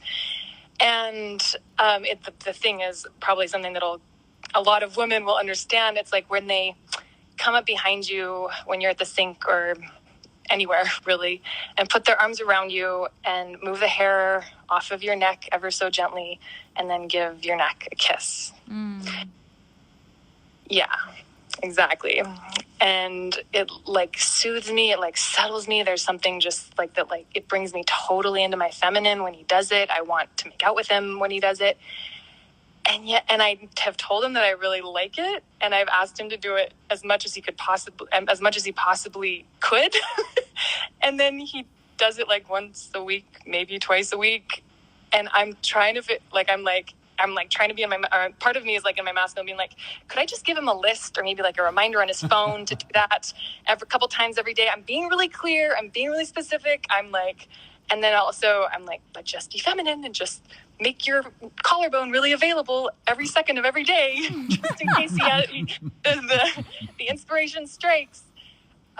And so I would love some insight into this, and curious if you guys experience a similar like dynamic in your day-to-day. Well, I have something that's probably not what you expected that I want to say. Okay. If this is your person, and I don't know if that's what you're open for right now, to find your person, like your forever person. But if this happens to be your forever person, is that what you're open for right now, or not so much? Yeah. Okay. Yeah. So if this happens to be your forever person, there will be a moment in your life where you're old and gray, and you remember the beginning of your relationship. And if he is able to really make you feel the way he does feel when he comes behind you and moves your hair and kisses your neck, and he sends shivers down your spine and makes you feel alive, the reason it feels the way it feels is not because he does it when you want him to. It's because he does it when he wants to do it. That's the magic. So what you want is not for him to do it when you want him to. What you want is for him to keep sending shivers down your spine for the rest of your life. That's what you want. So when you're old and gray, and you remember, even if it means you can count on your fingers the times he made you feel that way, it will matter more than if he did it because you wanted him to for the rest of your life. I guarantee you that. She stole my answer. But okay, seriously, just with the amount of the like a little exhale that you just had when I described it, what if you only got that 5 times between now and the time you grew old? Like, would that be enough for you? First thing, you said he does this like once a week. True. Okay, true. But yeah, that is true. That is true. But it's waning. It's waning. He's slacking. But it's your desire for it that makes it so powerful to you, first of all. And it's his desire to do it that makes it so powerful. Like, if he ever were to do it just because you wanted him to, I guarantee it would lose it. It would lose the magic. I tell you, if you're standing at the sink there, showing off your neck, ready for it, and he sees that, he's not going to do it. Because he knows you're expecting it then. And it's an entirely different feeling for him because he wants to give you his masculine in that moment. And you're saying, here, do this right now because it's what I desire. And he's like, damn, I was going to come up. I was going to do the thing that I love doing to her, that I know she loves, but she's standing there. I can feel the energy. She wants it right now, the exactly way that I did it last time. And I want to do it just a little bit different. I want to go on the right side instead of the left side this time. And it feels different in him. and it loses that little bit of that little extra testosterone that he had. That is actually what you love when he does it. So the only thing you can do is when he's doing it, you lean into it and you say, God, I love it when you do that. Like, that's it. But the more you nag him about it, talk to him about it, make it a cerebral thing, make him feel like he should, it's going to take more and more time before he does it again. Yeah.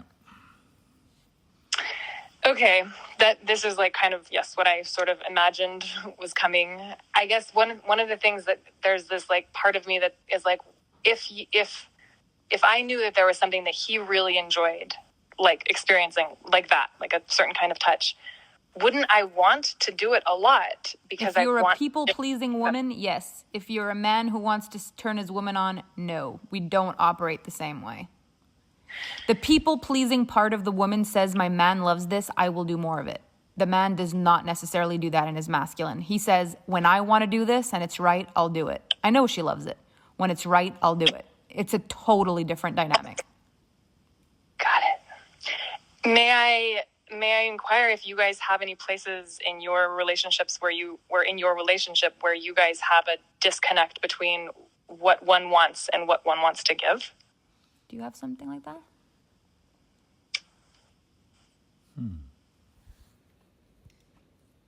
Nothing comes to the top of my mind. Oh, I know one thing. Mm-hmm.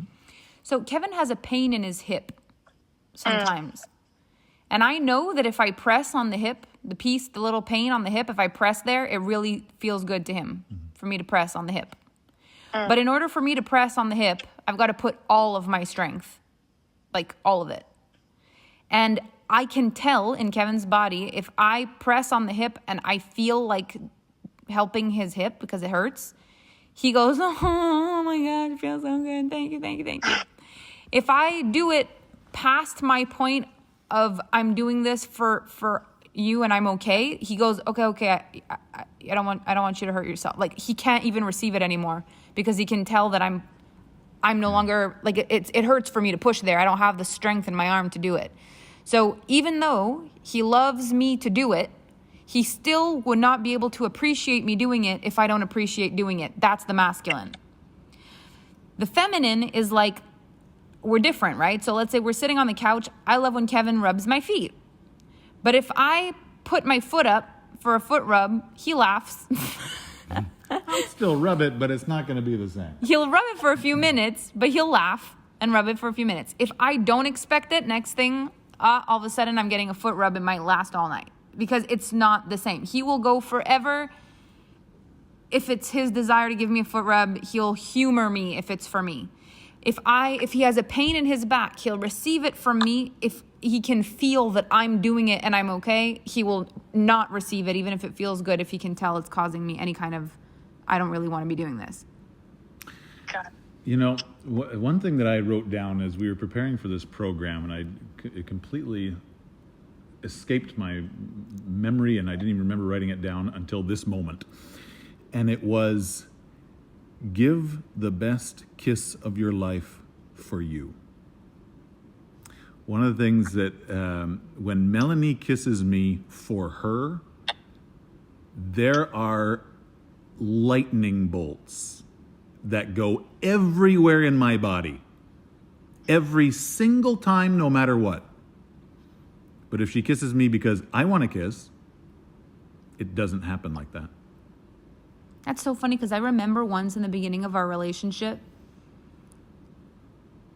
you were kissing me and I said, who are you kissing for? Mm-hmm. And you were like, what do you mean? And I was like, I'm just curious in this moment while you're kissing me, because he was doing one of those like Hollywood kisses, you know, where it was really intense. And he was like, I'm kissing for us. And I was like, I mean, if you were to really tap into yourself right now, was that kiss for you or for me? And he was like, well, it was for you. I wanted you to feel, like seduced and loved. And I was like, okay, can we do something? And he was like, okay. And I said, how would you kiss me if it were for your enjoyment? And I swear to God, I almost passed out. I was so turned on by that kiss. I was like, what just happened? And it really just drives the point home that's like, if it's for you, it's a totally different experience than if it's to please or for them. So when I kiss Kevin, the way I want to be kissed, he goes weak in the knees and forgets what his last name is. Tarzan. Tarzan. And Melanie, do you ever feel like ever even slightly resentful of not getting foot rubs when you want them? No, because this is another part of what I love, and this is what I'm trying to explain. You know, my life is all about intentionality. Everything's about intentionality. And one thing that I've really understood with the energetics of desire is that part of what makes desire such an incredible thing is the not having. It's part of it. And when you can sit in the void and when you can sit in the not having, the having has a different frequency. When you can sit in hunger, the taste of food is different. When you can sit in cold, warmth feels different. When you sit in night, day feels different. It's the duality of things that actually create the greatest chemistry. So for every moment I don't have what I long for, there's an energetic flip side when I receive it. Well, that is one hell of a reframe, my dear. That's some potency. Well, thank you. Even when you're not getting what you want, you're getting what you want. Yeah, because in the void between not having it and having it, something's happening. Right, like the delta is also enjoyable. Mm-hmm. Well done. Thank you. Thank you both. That was fun. Awesome. Thank you. Awesome questions. Thank you. All right, Emma, who's the next person? Next we have Kelly. No, I won't do that. Hello, Kelly. Hi. Thank you guys so much for this container. It has just been so amazing. I'm literally probably signing up for Femme Fatale tonight just because I don't want this to end. Oh my gosh, I'm so excited. I was going to wait till the next round, and now I'm I just feel on fire. So I'm like, let's just, right? I'm so happy. And thank you to everybody, too, before that's been on this call that's asking these questions, because I'm learning something from everybody, even though I'm single and I don't have kids. These are just all amazing things. So thank you. So my question's kind of a little bit twofold. I'm wondering, as I've been working for a long time to bring my become the energetic match for who I want to be the energetic match for. And you kind of brought it to my attention from answering one of my questions on one of the calls that, if I was already there, he would be here, right? Mm-hmm. So I'm trying to find where I still need to up level in order to reach. And I think I'm getting there. I'm finding little things throughout my day that I'm like, okay, I see this. And I'm wondering too, if it's deep-rooted issues, like I have been finding, going back to childhood and literally seeing in meditation, wow, that's where I learned jealousy in that moment. And it's not necessarily something that I've figured out yet how to overcome. And I really love that you said, Kevin, to love like you've never been hurt before. Mm-hmm. And so I'm really excited to do that. But I'm wondering if you have any recommendations of overcoming these deep-rooted issues, or is it just going to be that my energetic match, I envision it where it's like I'm starting out this partnership, this relationship where I can be completely honest that I'm bringing this to the table. I want to learn. I want to fix this and bring awareness to it in the sense where not that you, future man, are going to fix this for me, but this is just where I'm at, and knowing that, I'm devoted to a lifetime of growth, right? So this isn't I become the energetic match and then I meet him and then I don't want to grow anymore. I'm going to be growing for my lifetime. So it's how do you become that energetic match knowing that you're always going to grow and also still staying in a feeling that I'm not unworthy as I am now? Okay, I have an intuition to ask you. What do you not want? Well, I mean, like, do you want the grocery list items? Like, that's Like I've what got, intuitively comes right away? Like if I say that in the relationship that could show up, like what's the thing that you just really don't want?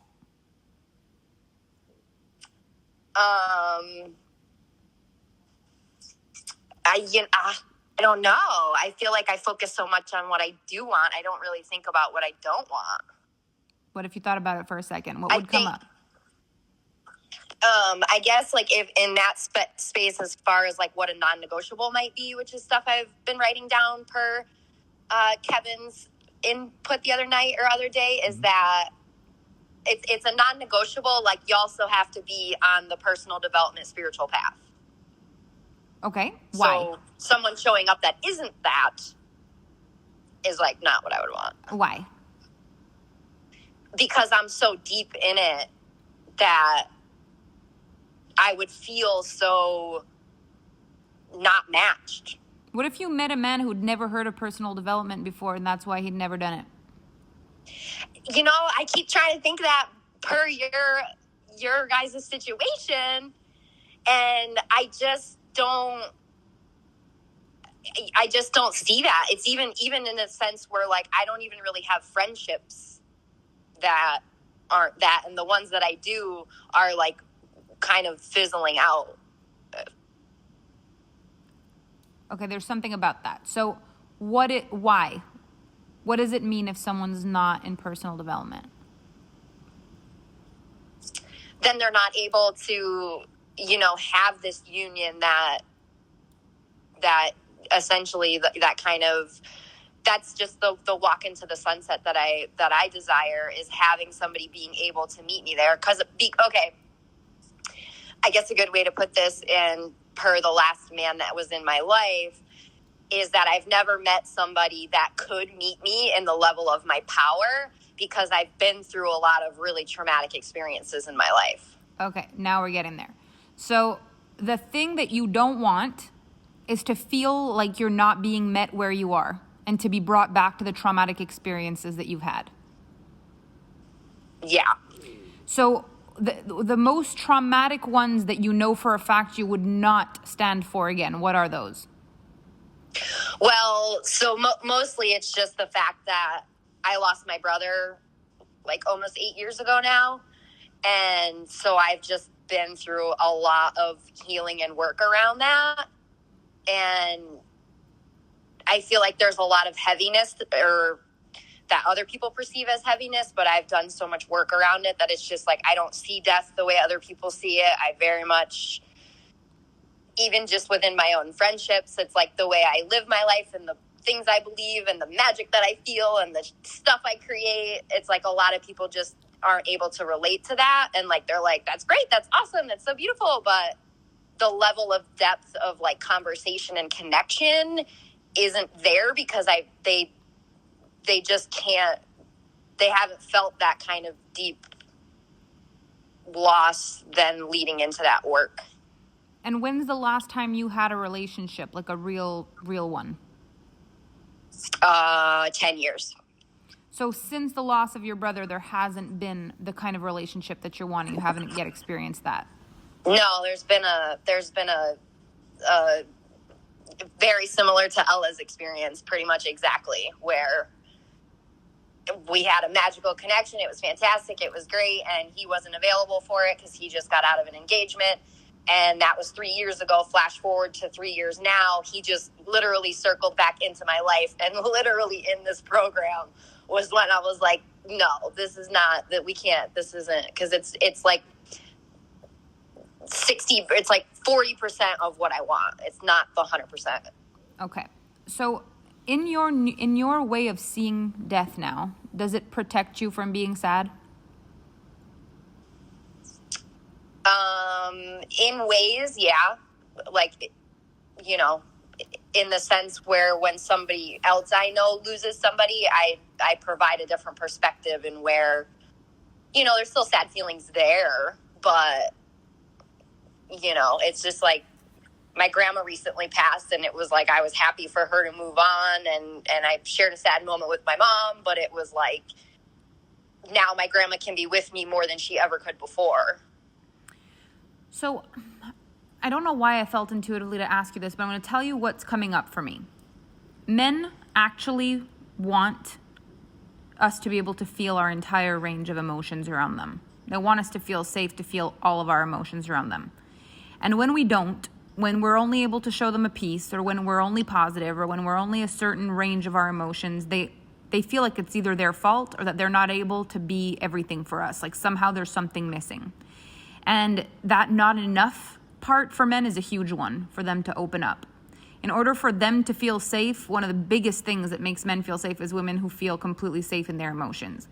One thing that may have happened in the loss of your brother and the way that you've dealt with it is that you've created a defense mechanism that helps you not be so sad. And one of the things about men who would have done personal development is they can have conversations with you where sad things don't necessarily need to be sad, or there's really in-depth logical or in-depth mindset and in-depth understandings that maybe go around sadness. So the one thing I might work on is reincorporating how you want to experience sadness. Because if you're a mismatch for sadness, if you're not an energetic match to experience sadness with a man, you're not an energetic match for the man you want. Because the man you want wants you to be able to feel sad with him.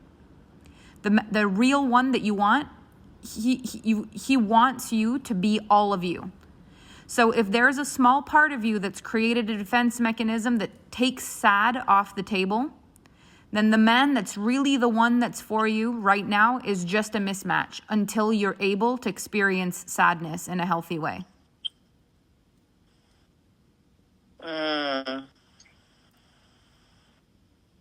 Okay. Do you recommend any practices to practice how I can be sad?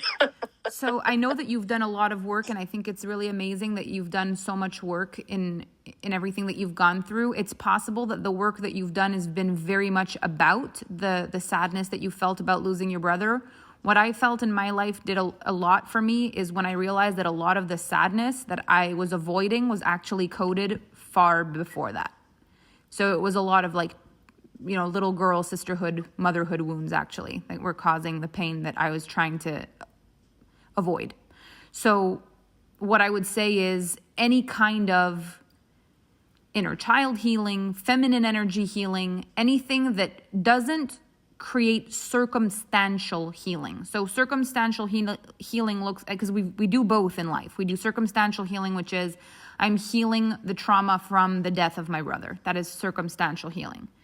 And then there's healing, which is I am a human being who's created a bunch of defense mechanisms in my life, and I am who I am now because of all of that. And I want to untangle that, which is a different purpose, and it's a feminine energy healing instead of a masculine energy goal.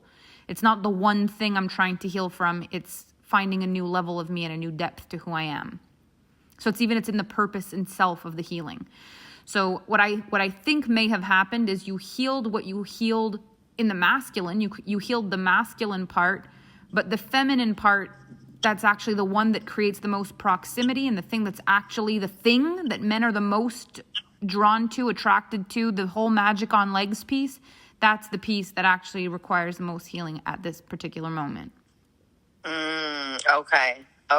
I can definitely understand that the way that you articulated that. So femme fatale would be a good container to be in. Femme fatale would be an amazing container to be in. Anything that when you're looking and you're feeling into the energy of the container, it's not a goal to heal a thing. It's not like you're going to learn how to, something that feels like a voyage more so than a step-by-step process, or more than a therapy, it's a feminine energy voyage into your personal power.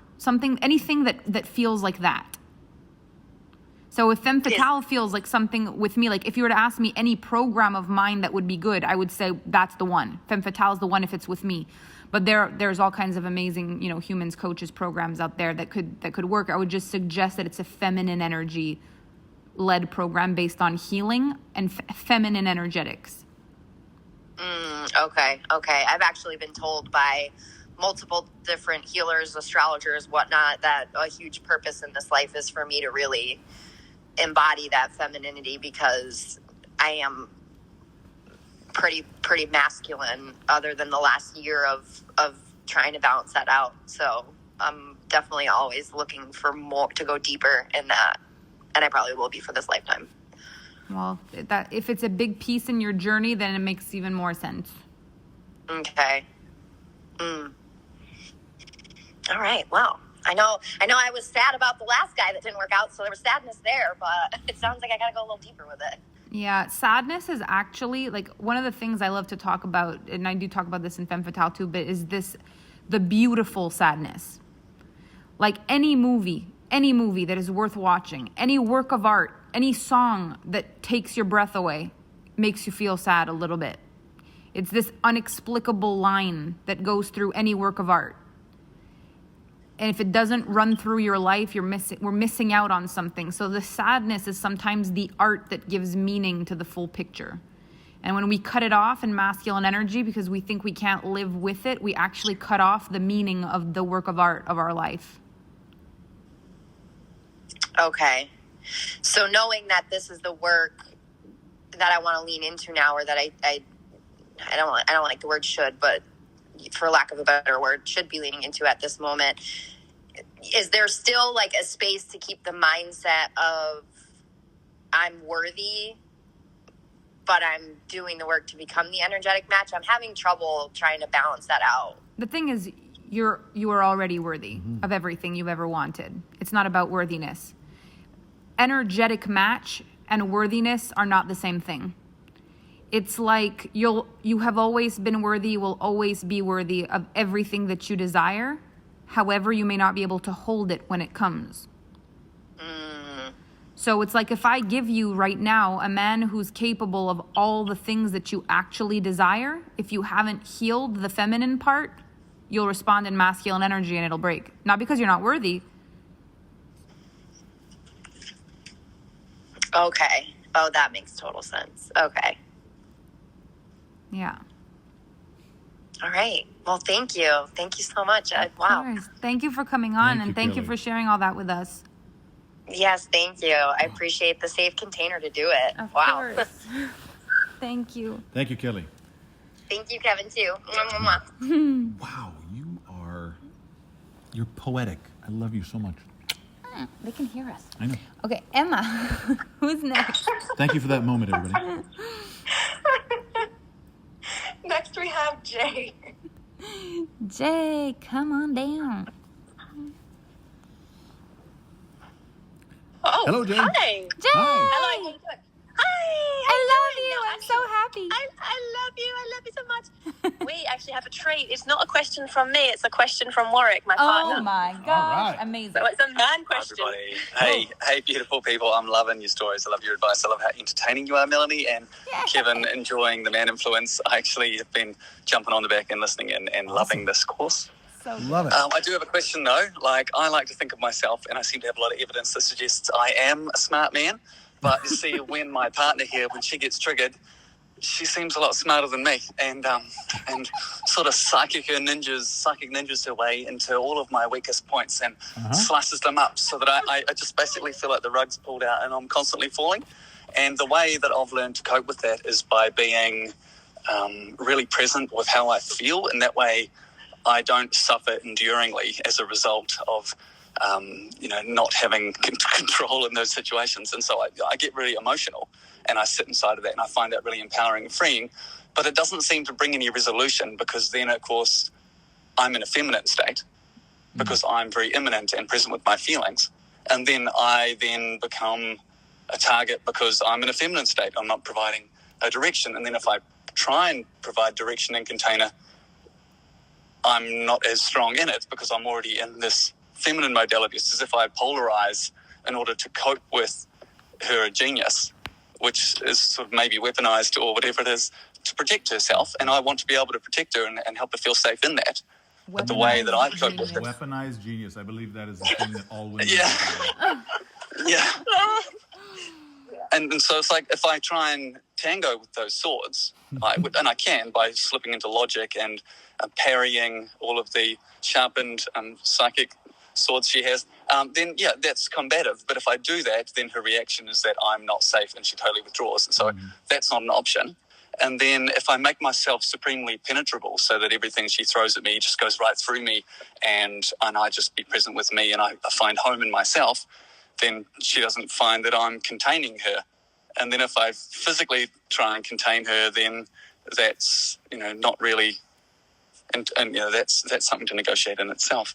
And I'm wondering if you guys have any advice around that for a smart guy to find that a triggered woman is actually smarter, and where I slip into the feminine states, like, wow.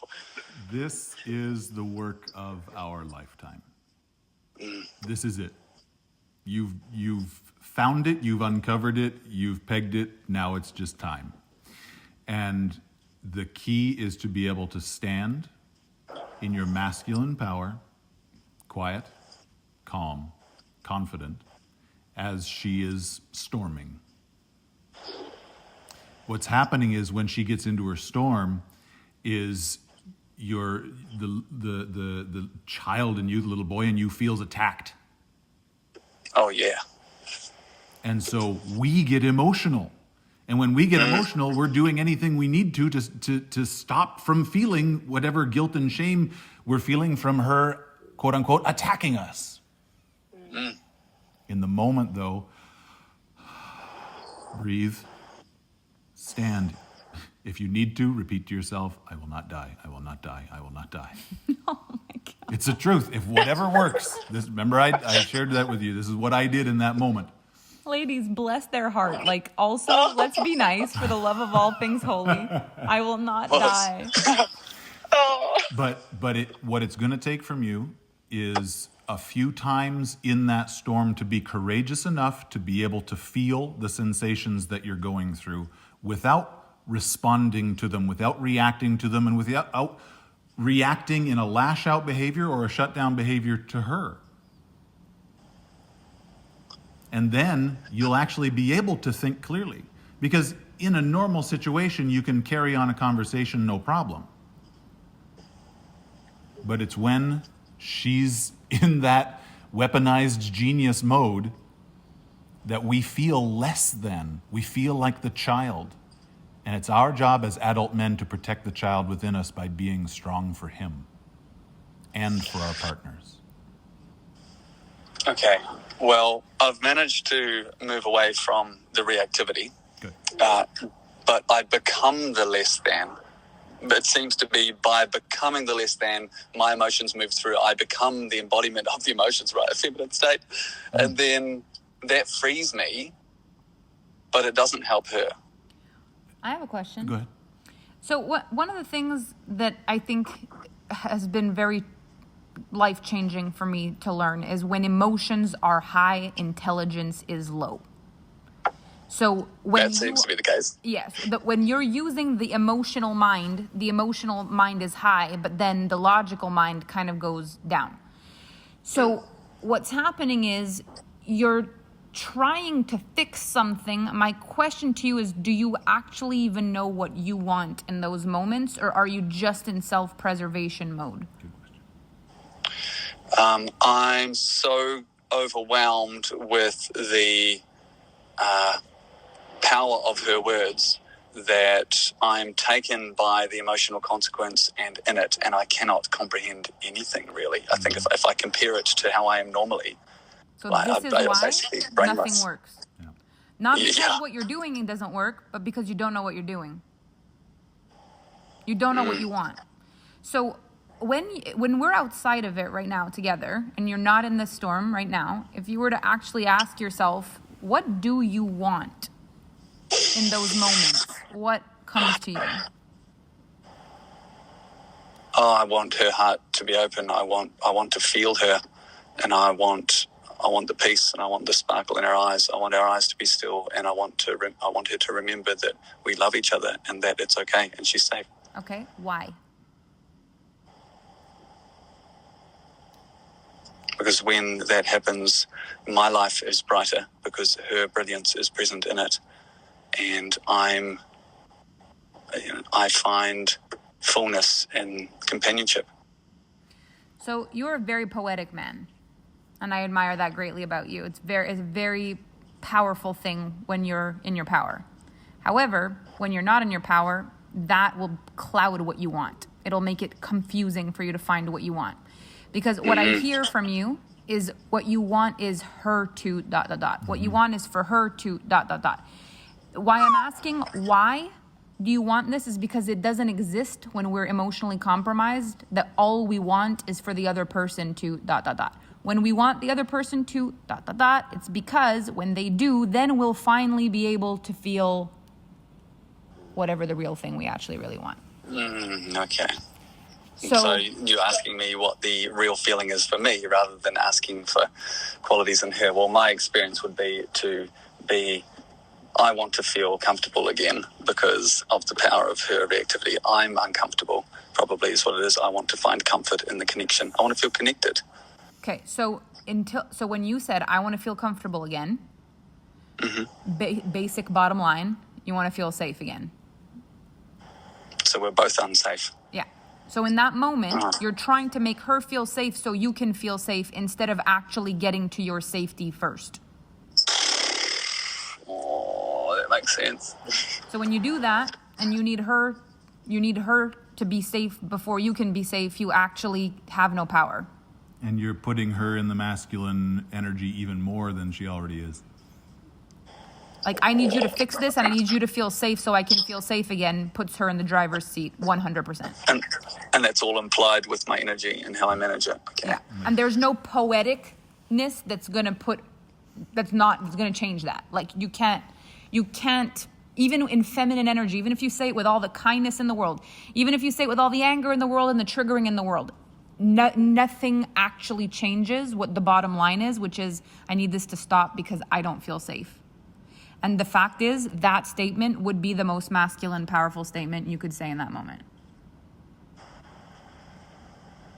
Like, the way we're talking to each other right now does not feel safe to me. This does not work for me. I like that. This does not work for me. So if I'm to say that, the fear exists in me that it will just cause distance and retreat and destructive consequence. But that happens anyway. But if it comes out from a place of a boundary, of a firm boundary inside you, instead of, I'm saying this so she'll stop, it's very different. The energy is very different. The thing is, she does not want you to not feel safe. Let's just be very clear. Like, that's not her desire at all, that you don't feel safe. That's not the goal. But if she's sitting in the driver's seat, it's going to go to her head. Women in masculine energy go into weaponized genius. It's just what's going to happen. So when you say to her, you're making me feel unsafe, then you're victimizing yourself. That's not going to work. But if you say, this doesn't work for me the way we're talking to each other, like, I don't know what to do in this moment. It feels very unsafe to me. This is not the way I want us to talk to each other. This does not work for me. Anything in that line of truth will reconnect you both. If I'm having an argument with Kevin, I can just imagine if he were to look at me and say, hey, this is not okay. Like, we cannot, this is not going to work for me. We're not, like, stop. And I felt it from his power and not his fear, not his trying to be bigger than me, not his trying to be smaller than me, just his honest truth that this is not okay, it would all end immediately. And it's okay that she gets mad.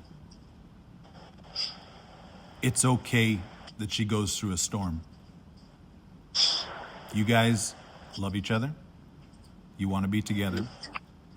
It's okay that she goes there. You will be fine. She will be fine. You'll get through this, whatever it is. But you've got to know that when she's in the storm, it's okay. It's the fear of not knowing if it's going to be okay that puts us in the state of needing to fix it immediately, needing to shut down. I need to go to this emotional state so I can kind of avoid whatever I'm actually going through. And I feel like there's a very strong possibility that she's waiting for that manliness to actually come out. Not in a responsive, scary way, Like, not in the, fine, this is what you want, like, I've had enough, like, not like that, but she's actually waiting for the boundary. Mm-hmm. Wow. My heart's exploding. Your heart's exploding. I'm crying. Does that feel right, Jay? 100%. And I have felt it once from you. It's like your spine just got really straight this one time. And I was like, oh, that's it. I feel you just got your spine really straight. And I just stopped immediately. So I have felt that with you. And it just floored me straight away. It like stopped me in my tracks. So I'm crying right now because I feel really understood. So you can do it, Warwick. Mm. It's within you already. That's awesome. And you know, what's so cool to me in all this is like, love is such a safe place when you don't think anything could break it. You know, she could be mad, she could be sad, you could be worried, you could be small, you could be big, you could be anything. Nothing will break it. So who do you want to be? And in your power for both of you, just feeling into your energetics, it's like you both have a really capable balance of masculine and feminine, which means this is a very awesome thing. It's also could be your kryptonite, because in the most happy in your relationship, Jay is happy and in feminine energy, and you feel like you're the cause of it. That is the best balance. The worst balance is Jay is towering in masculine energy, trying to bully you into masculinity to see who's going to win, and you're losing. Yeah. I have bigger balls. In that moment, you literally like you monopolize the situation and try to push it to an extent to get a reaction. So it's like, can you navigate the true power of your relationship, which is this not triggering each other into power, but in fact actually being super honest with each other and finding that deep place inside where you actually do connect, and you have it already. You left me speechless. Well, maybe Thank that's you. a space for it's the magical void where everything grows from. So that's perfect. I love that. You're beautiful. Thank you. Thank you for sharing that with us. That was great. Excellent, excellent. Thank you. Thank you, guys. Thank you so much. Wow. That's amazing. All right, Emma, tell us who's next. Well, up next we have Liana. Liana. Hi. Hello, Liana. Hi. I'm so excited. Of course, just as I take the dog out, I get picked. Thank you so much. This is my first paid class. I'm just loving it. It's amazing. And I'm about to do femme fatale, and I know it's going to be fire. Yes. I'm so excited. Me too. Oh my gosh. So I just want to say, I think you're so amazing, Melanie. You're just really a treasure.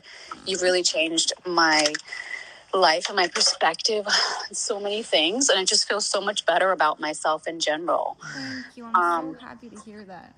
Yes. Oh my gosh. I can't express that enough. And I took Manifest because I'm been in a relationship that's been off and on for a decade. Wow. I'm so embarrassed. I know, I'm like so embarrassed to even say it. And one of the things that has kept me in it is that it's been off and on. We've been engaged and then not. But I started my own business, and I'm a doctor, so like started my own medical practice, and doing all the personal development things, right, that go along with being a business owner. And I feel like it really drove us apart. And then whenever issues came up, I always felt like, okay, I need to fix myself. I need to go. So I'd go do, I'd take a master class, or I'd go to an event or a workshop, right? I'd do something to like, up my game and change myself to be a better person. But every time I like do that and I learn and I go back and I apply, things just got worse and worse. And so I'm I guess I'm frustrated because I feel like, I feel better about myself personally, right? With all the stuff. And, I've grown so much because, being a business owner and all that is just, but I don't know why. I think I keep going back because of guilt. And I think, right now we're off and I'm trying to keep it that way. But I have so much guilt around that. So that's one reason. Yeah, and this is why I'm in Manifest and Femme Fatale. So the guilt is that, we've been together for so long and he loves me so much and I love him. Why can't I make it work? Why won't it work if I'm fixing myself and I'm, growing and improving? What's the deal? Like, if, I'm not asking him to change, I'm like doing what I need to do and showing up. So how do things break down worse after you've been to an event or you've taken care of you, or like what triggers the bad thing? Right. Well, I think, one of the things he said is that he feels judged. And I try not to spot coach him, right? I try not to like give him coaching or, but I think what happens is that he's interested and he loves to hear about it all and he wants to do it, but he doesn't feel, I don't know, but like, it's like he doesn't, it's like he's just riding on my coattails a bit. That's what he Does that make sense? That's what I feel. I feel like he's riding on he's into it and he's like, yeah, that makes so much sense and that's amazing. But then nothing changes on his side. Do you know what I mean? Because he's not doing any of the personal development with me. I don't know if this is true or not, but this is just a feeling that when you feel like you need the improvement, there's a disconnect from him that you need to go do something, and he might feel completely left out of that. And he's just waiting for either an invitation or something to come up to that level with you. Does that resonate? Yeah.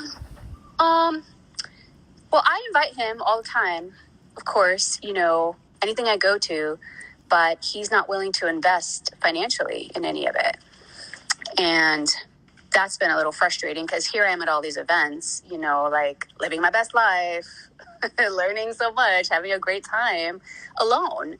And I go home and I try to apply the things, and then I think things break down because I get frustrated and I get put right back into where I was, before I grew, before I learned my whatever lesson, because he's still back there. Like he's still there, like he didn't kind of grow with me or learn the lessons. So why do you keep choosing him?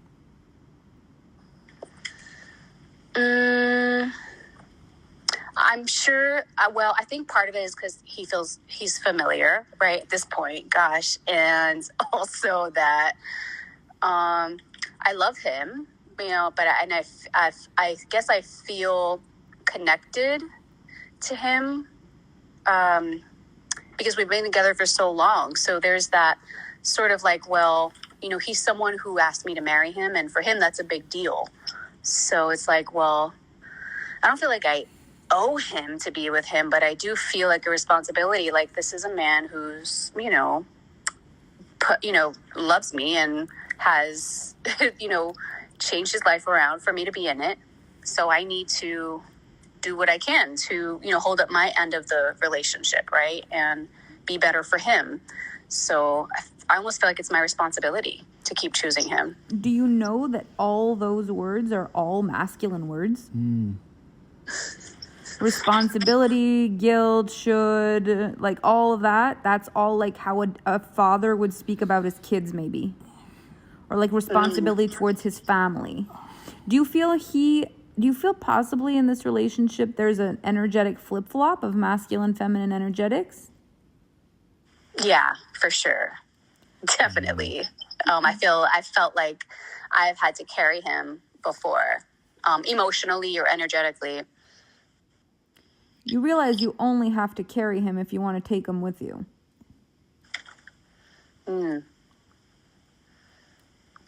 Wow, that's deep. Yeah. When's the I see last that. time you asked yourself if you actually really wanted to take him with you? Probably never. So never, no. I don't think I've ever asked myself that. I've just always assumed the responsibility of it. Masculine again, but like, yeah, just always assumed that. You're right that for him to come with you right now, you have to carry him. But that's only if you want to take him with you. Okay.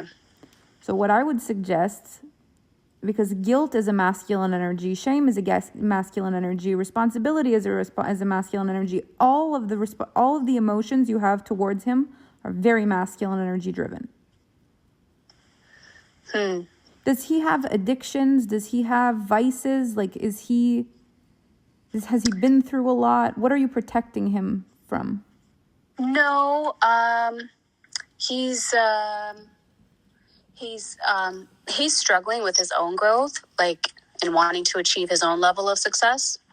And so I felt, I don't know why I feel this, partly responsible for helping him with getting there, you know, But because you're not where you want to be yet. I'm like getting there, and I'm and now that we're apart, like my energy is super great and super happy, and I'm like, things are fast forwarding and like really moving. Momentum is moving, but for him though, they're not, and I feel bad about that. Okay. Do you believe in him? Yes. That was hard. Yes.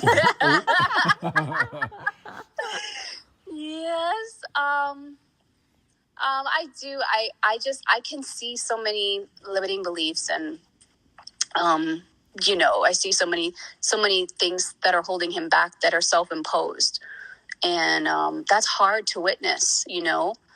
When it's easier to witness his than to witness your own. Maybe that's why you keep him around. That's interesting. One of my favorite things is like even the best brain surgeon in the world can't give himself brain surgery. True. So it's like you've got all of this untapped potential in your own life. You've been keeping this guy with you for a decade, helping him self-actualize. You get closer to your goals when he's not in the picture. And you keep sabotaging in all the ways with this human, but all you can see is the way he self-sabotages himself. And your responsibility to that somehow. So this is where like the feminine energy healing is the most powerful thing on the planet, because we have an intuition to take care of the inner child. And when we forget we have one of our own, we pick the closest one. Interesting. Wow. Wow. So it makes you feel responsible. It makes you feel worthy. It makes you feel strong. It makes you feel powerful. It makes you feel kind, compassionate, all these beautiful things to take care of this man. But you would feel all those same things if you took care of yourself that way. Wow, that's heavy. Wow. Thank you for that. And I want to set you free with one thing. Please. Whether you ending up with this man or not, a 10-year on and off love affair is worthy of a love story. Like one for the books, one for the ages. It's the kind of thing you read about in a storybook. And there are stories where the couple is on and off for 10 years and then one day she meets the one and she's the one who got away. And there are stories where finally he turns around and everything changes. But there is nothing to be ashamed of about a 10-year on and off love story. Thank you. Thank you for that. I needed to hear that. Yeah. So you get to decide what you want the rest of your life to look like, but this part is beautiful. It's an amazing part of your story. It takes a lot of grit, love, courage, passion, strength to keep loving someone through things like that for 10 years. It's beautiful, whether you end up with him or not. So let go of the guilt and decide what your heart wants for the rest. My suggestion is that you make the rest of your life a project that has more to do with you than him, and that you actually lean more into the fact that you believe in him than that you need to provide for him. I love that. Okay. Yeah, it's already more about me. It's already more about me. So I'm excited about that. It's easier for it to be about you when you're not together, though. Yeah, it is. So if you choose him again, the important thing is to say, can you choose him while focusing on yourself and believing in him? Ooh, Melanie. Holy shit. Girl. Okay now. All right. That's how you both flourish. That's the magic. Wow. Okay. And if Thank you can, so much. it was not a waste. There's nothing to be ashamed of. You're just so capable of a very strong love, and you're going to turn the magic inwards, and the energetic match that's right for both of you will manifest when it's the right aligned timing for you both. But there's nothing to be ashamed about any of it. You just get to decide how you want to live the rest of your life. Thank you. Yes, I feel I'm like I'm feeling the depth of your words, like for real. Right now. Thank you. It's my pleasure. Thank you for trusting us with all that. That's big. Thank you so much. Thanks for listening to me fumble through that. So yeah, perfect. That's awesome. I know a lot of people benefited from that. So thank you. Thank you. Okay, you want to do 2 more? Well, it looks like we have 2 more. So why don't we do 2 more? Okay, we're gonna do 2 more. Emma, who's next? Up next, we have LV. LV. Yes. Can you hear me? Yes. Oh, it's so funny. We could hear you. You were there, and now you're cutting out. Can you hear me? Oh, now yes. Yes. And now no. It's funny. I was just listening in. I'm like, I don't really have any questions, but then I heard the story and somebody else was talking about how they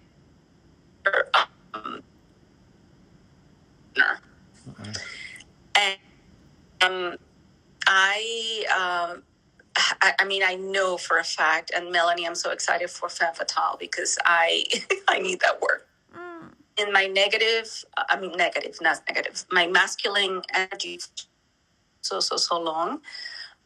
Coming from sort of like a rebel, like I'm not going to be like my mom, and I'm not going to be like I'm from South America, and women there serving to their, can you hear me? It's a bit choppy, but we're getting the gist. Okay, I'm just moving around my house. I don't know. This is better, right? Yes. Okay. I don't want to, my husband and my son are watching a movie, and I don't want to be talking in front of them. So I'm totally aware of how I've been coming across in the presence of my husband and my ex-husband and all of that. And I just realized when you were talking about the intimate part of the kissing that when my husband's very, very, and he's Danish. It's funny because I'm from South American, and I would be more like into the, hugging, and which I am, but he's very, very extremely touchy and loving, and it kind of sometimes makes me feel like, don't kiss me, don't hug me, like it's too much. Like somebody else was talking about, like, kiss me in the neck. I'm like, oh my God, that would drive me crazy if he was kissing me on the neck every day. And I'm not understanding why that is. And it's maybe just me starting to realize that I have all these walls up around me being the one driving the bus for everything. Not financially, but more emotionally, because I have to admit both my ex from a while ago and my husband now are the ones who sort of financially are in a, I don't even know if them even comes into play, but I feel like I've emotionally kind of like take care of everyone. And maybe it hasn't been, I've just taken that into my arms because that's just my nature. I don't know if I'm making any sense. Right away. I'm just rambling now. Well, I want to tell you, because I always listen for the slip-ups, because the slip-ups tell us a lot more about people than the things they were able to nail. Yeah. And you mismatched masculine energy for negative energy. Yeah. And you have this thing about how your partners come out in feminine energy. Mm-hmm. Because the whole kissing, cuddling, canoodling energy is a very feminine energy. Yes. So, and the very, like, let me go, don't touch me is actually masculine energy. So there is something about how you perceive feminine energy, how you perceive masculine energy, positive energy, negative energy, that's all just a little bit intertwined. So when you were little, what was your relationship like with your dad? So something just fell behind me. So my dad's very, very loving. He was very loving. He's still around. He's in his 80s, but he was absent a lot. He traveled a lot. And so was my your mom very was sensitive? No, my mom always kind of like, she was always she was always she had a very strong armor around her, like I'm okay, but I feel like she had a lot of deep pain inside her, and I picked up on that as a kid because my dad was gone a lot, and there's more to the story, but did she need you to be really strong a lot? Yeah. And whenever, did she complain about your dad a bit? Not really, and I'm actually the youngest, so my sister picked up a lot more of that. But now, as an adult, I know what happened, and they're still together. But there's a lot of turmoil happening when I was a kid. Okay. And my mom held fort, like she was just so strong, and I've done some work, and I know that I've picked up a lot of that, and also rebelled to the fact that I'm not going to be serving my husband. I'm not going to be the one that, like, which I do a little bit of, but in my head, I get a lot in my head about like, I don't want to be this like typical like house. I'm not a housewife, but you know what I mean. So when we know what we don't want, it's a lot easier to see it. It's like the thing that doesn't belong, it just sticks out like a sore thumb. So it's a lot easier to see. Do you know what you do want? Like, what's the kind of relationship that you do want? So I go back to when I met my husband now, and that was about 16 years ago. And I had just come out of my divorce, and I felt so womanly, like so, I was so magnetic, like I was like not even trying. And by the way, my husband is like 8 years younger than me. And he was just so, I was so swoon, like, I don't know. It was just so wonderful to feel very connected, very sensual, very, wanted and all of that. And I still feel that from him, but it's me who's kind of become more out of touch with that sensuality and that part of me that's very womanly. Also, we have we had a kid together who's 9, and so that once he came out into the equation, which I hate saying that, but it's like I love him to death, but he's become like the priority between us in a way, which I know it has, having a kid, of course, he's like the main thing.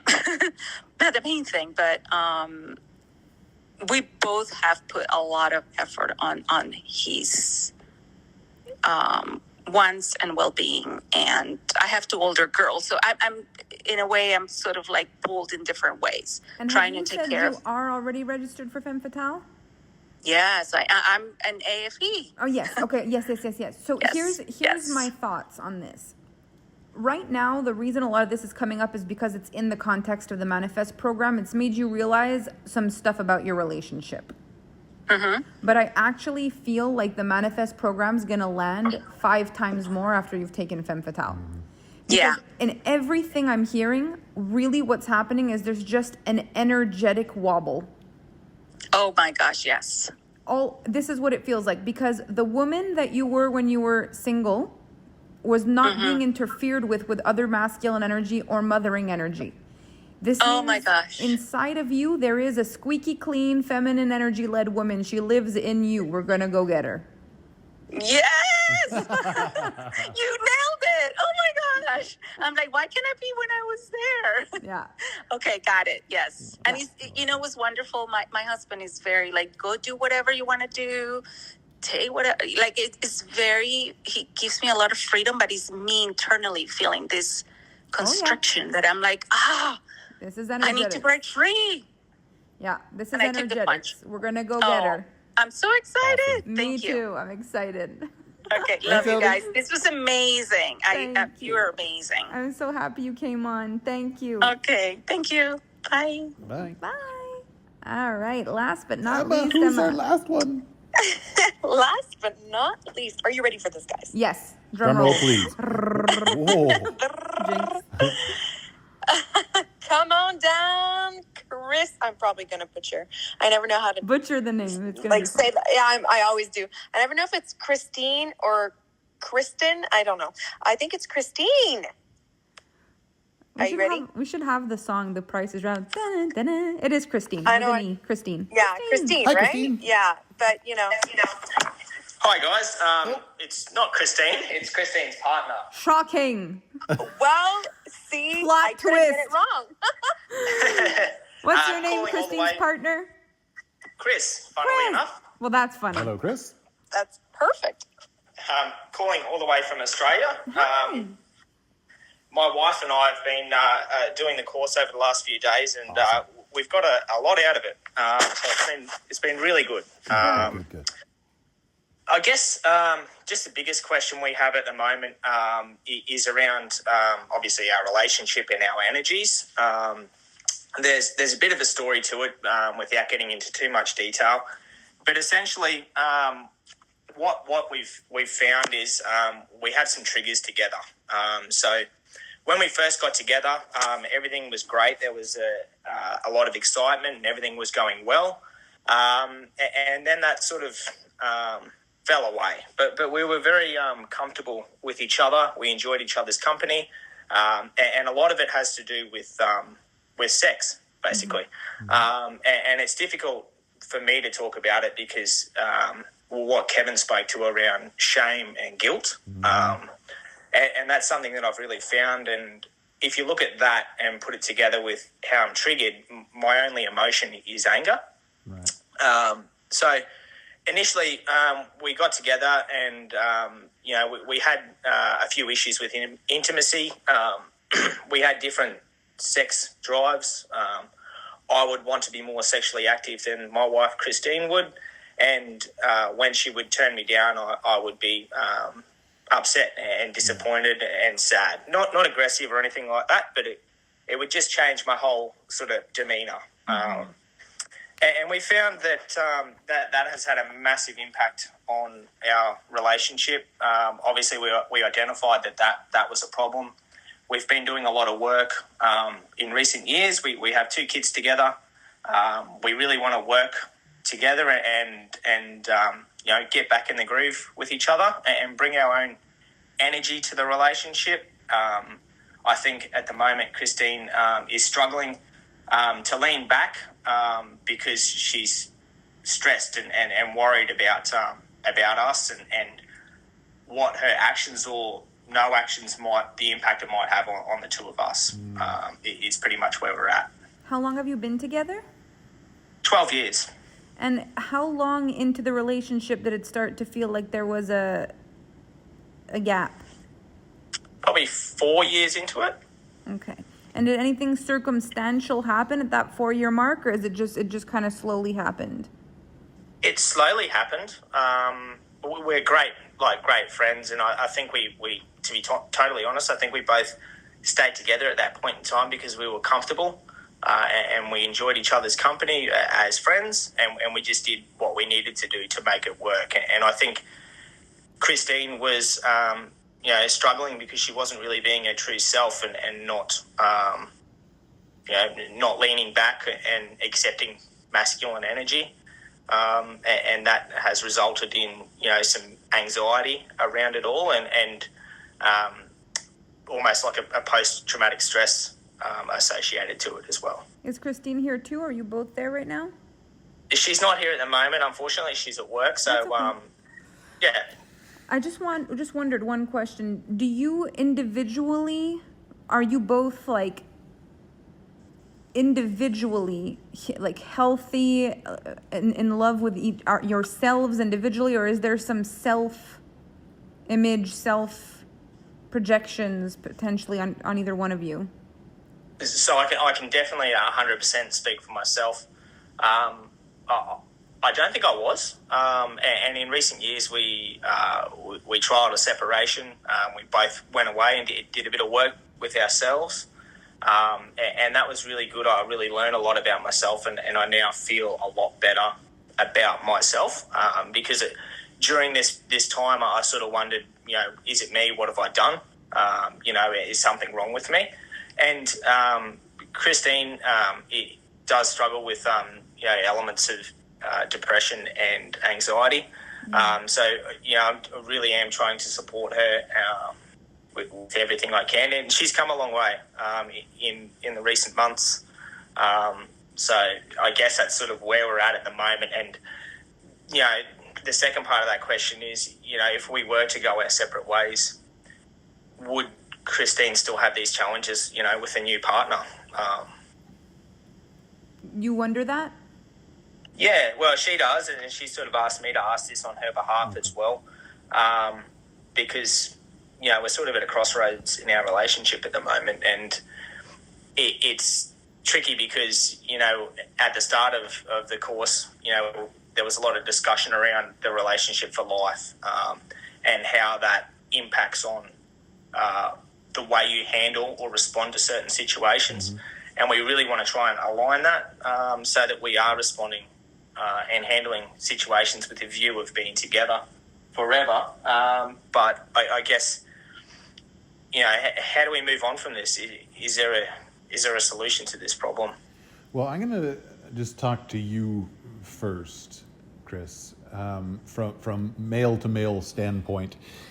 When we want sex more than our partner does, and we get turned down, like you said, the natural reaction, or actually it's an abnormal reaction, to be super angry because we feel guilt, we feel shame that we got turned down for sex. All these different thoughts and emotions come up through us, so we get angry. What that causes, though, is a disconnect in our partners, because then their acceptance or denial of us wanting sex doesn't just come natural anymore. It comes with the fear of letting us down, with the fear that we're going to get angry, with a whole bunch of other coding that we've instigated in them because of our reaction to them turning us down a bunch of times earlier on.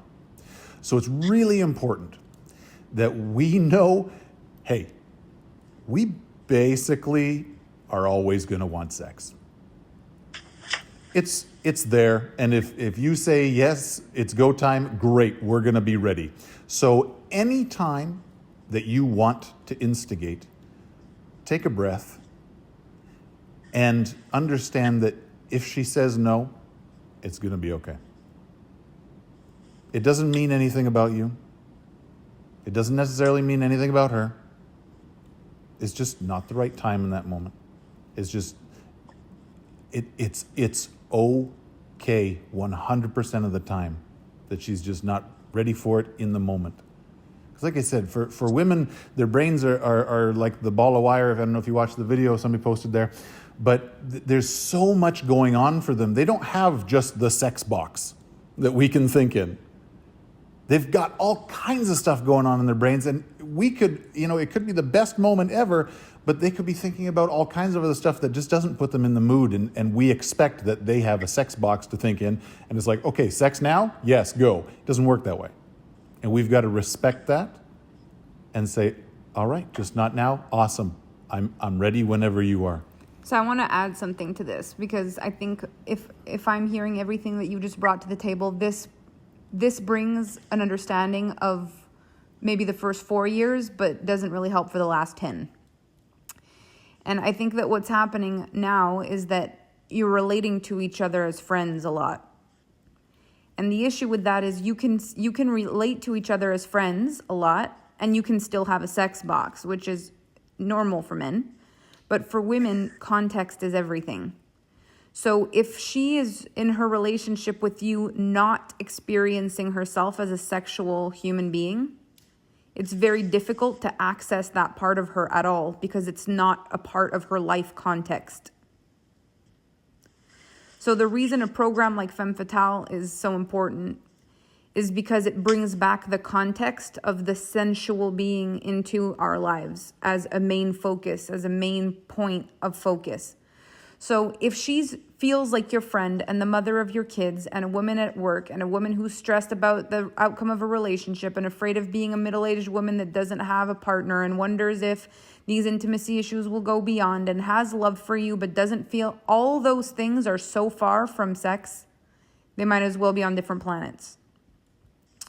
What creates sexual desire in a woman is how she feels about herself in your presence. So in the first 4 years, she felt like a sexual being in your presence, and then something started to shift. And it happens gradually over time when you bring in work and you bring in projects and you bring in kids and you bring in other kinds of conversations and you bring in whatever it is. It's like the identity of the sexual being diminished over time. So what would need to happen now, if you were to decide to give this a real shot, is that the context of the relationship would have to change. Her fear that she may be like this with a different partner, it wouldn't. She would meet a new partner and she would be completely turned on. It's on like Donkey Kong for the first few months or years, if the chemistry is able to go that far, until she no longer associates as a sexual being. The issue is that in the context of your relationship, she does not associate with being a sexual being. She associates as your wife, your friend, the mother of your children. But the sexual being part is no longer a part of how she feels about herself inside of the relationship. But within a new partnership, it would be there, because it's just what the oxytocin does. Okay, that seems to make sense. Yeah, I guess there's probably more questions than answers for myself and my wife to sort of go away and discuss. But I guess we probably have a little bit of direction there too, and some clarity around what happens if we do go our separate ways. I will stress that, we've identified this issue or this environment, and there's been some big changes. I no longer react differently if I'm turned down. It's just, okay, well, it is what it is, similar to what Kevin was alluding to before, because I fully understand the breadth and width of the impact. If I change my demeanour from a no, that brings to the relationship and the stress it puts on my wife. But we're at a position now where it's difficult for her to cuddle or lay next to me because she feels like she's constantly looking for safety and trying to protect herself. Yeah. So this is one of the big things, I think, for her to decide, is whether she desires to be a sexual being for the rest of her life. Is that something that she wants to have? And it's okay to be afraid, and it's okay to have, moments where the mind, the heart, and the body are all at odds. Like it happens. And if you're willing to stand by while she figures this out, that's incredible. There's so many questions here, but what I think the main thing is does she desire to reconnect with that sexual part of herself. Not for you, not to make you happy, not to save the marriage, really for herself. And the fact that she questions if there would be intimacy with a new partner makes me think that she does want it. She's just so afraid because of the past, and she, she feels guilty as well for the gap, and doesn't really know how to get it back to the effortlessness that it was in the beginning. Has her body changed? Not a great deal. In her Obviously, mind? Sorry? In her mind? I believe it probably has a little after the birth of our children, but she is well and truly into health and fitness. My wife and I both exercise probably 5 to 6 times a week. We eat healthy. We have a really good relationship with our bodies in that respect. And I think she feels, really good about herself and her body. But again, I don't know exactly what's going on in her mind. But actually, you've just said something very big. If she exercises 5 times a week, she may have more testosterone going through her body than oxytocin. That's very possible. That's what's happening, is her masculine energy hormones are actually stronger right now than the feminine ones. I think I'd have a battle ahead of me if I tried to convince her to stop exercising so much. That's not even necessary. She just needs to be focusing as much on feminine energy work as she does on masculine energy work. There's no taking away that's necessary. It's what's needing to be added that's necessary. Yeah, okay. That's interesting, and I guess it probably wins both ways there as well, doesn't it? Yeah, because I actually see this a lot with my women who have like the most incredible bodies, and so many women be like, if I looked like that, I'd be naked all the time. And it's like, okay, but how did you get that body? Oh, okay. All of these things are very much masculine energy driven. Sometimes it's also in trying to change a certain thing or to get a result. So it's a lot of masculine energy. So I feel like for her, some feminine energy work. I feel like you've done a lot of inner work, and I love everything you've said here about what you're doing to hold space for her. I think that's amazing. I feel like there is an opening for both of you, because it feels like you found a level of peace that you're able to sit with for a moment while she would figure things out. I feel like there is a moment, an opening where she does relate to herself as someone who, would want to be sexual to some extent, or the question of would it work with another partner wouldn't come up. So I think there is like a beautiful opening for you both right now, if it's what you both wanted, to reconnect in the way that you initially fell in love and felt connected in this more, sexual connection. One thing I wonder is like, do you sometimes change environments? When's the last time you went somewhere you've never been before? Good question. It has been some time. Obviously, with COVID and 2 small kids, there is some limitations there. But look, we do try to be spontaneous when we can around, let's go here, we've never been here before. Let's try this, we've never tried this before. So, yeah, it's a good point, and it's probably food for thought. What could we do differently? What new experiences could we share together?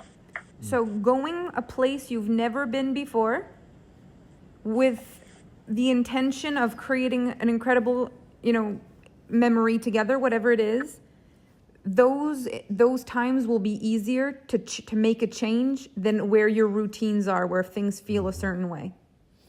For sure. So to start, like wherever you can, do something different in a way you've never done it before, like changing the environment completely. And especially if you can be in charge of it, so she doesn't know where she's going, and then that puts her immediately in feminine energy.